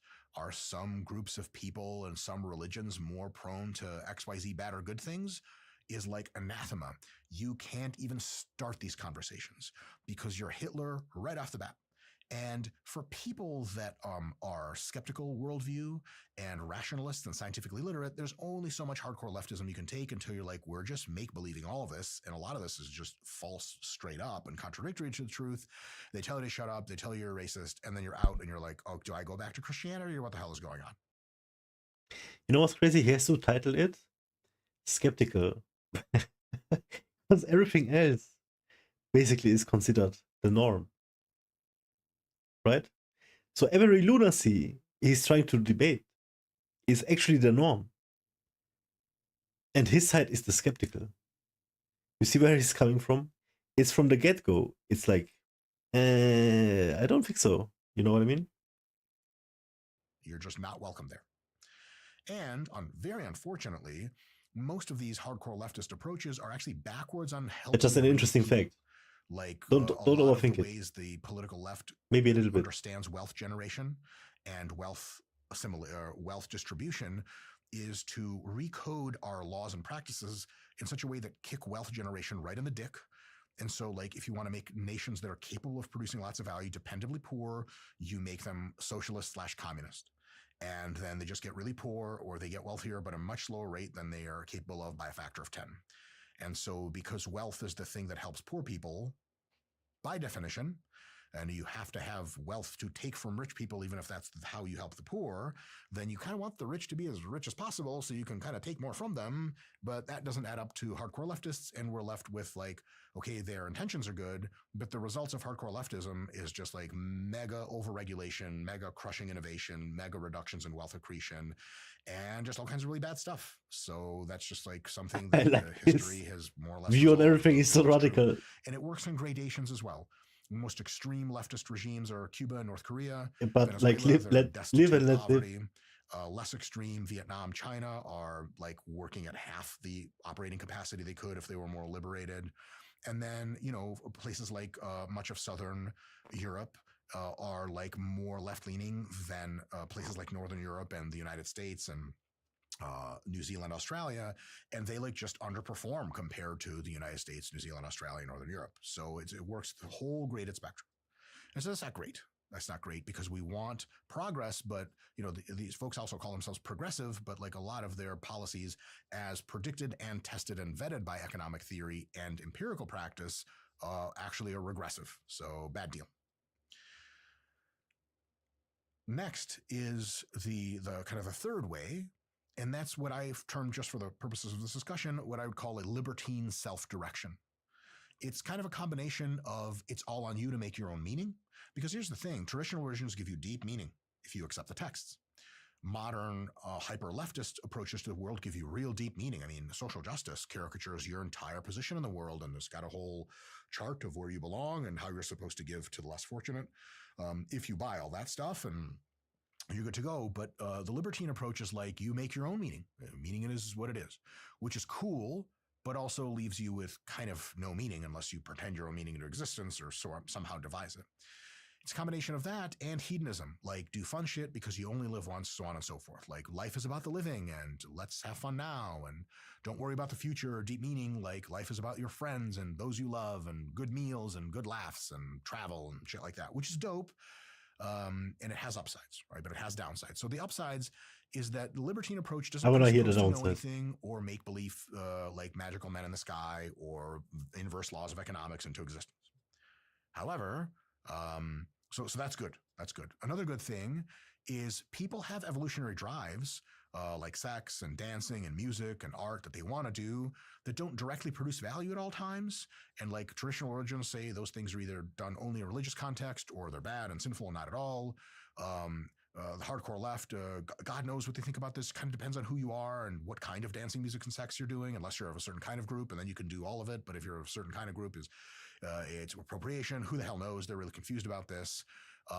But at least the libertine approach says, look, like, even if you're super pro creation and pro hard work and all this other stuff, if you just try to stop doing all of these fun things because you have the internal evolutionary drives, it'll make you miserable or insane or radically less productive. So at least we have to have an avenue to express them, which is super, super dope. So there's a lot to say for enjoying life in the now, 100%. But the problems with this libertine approach is that it doesn't give people involved in it anything really community connected or anything deep, grand, beyond themselves meaning connected to rest their foundation on.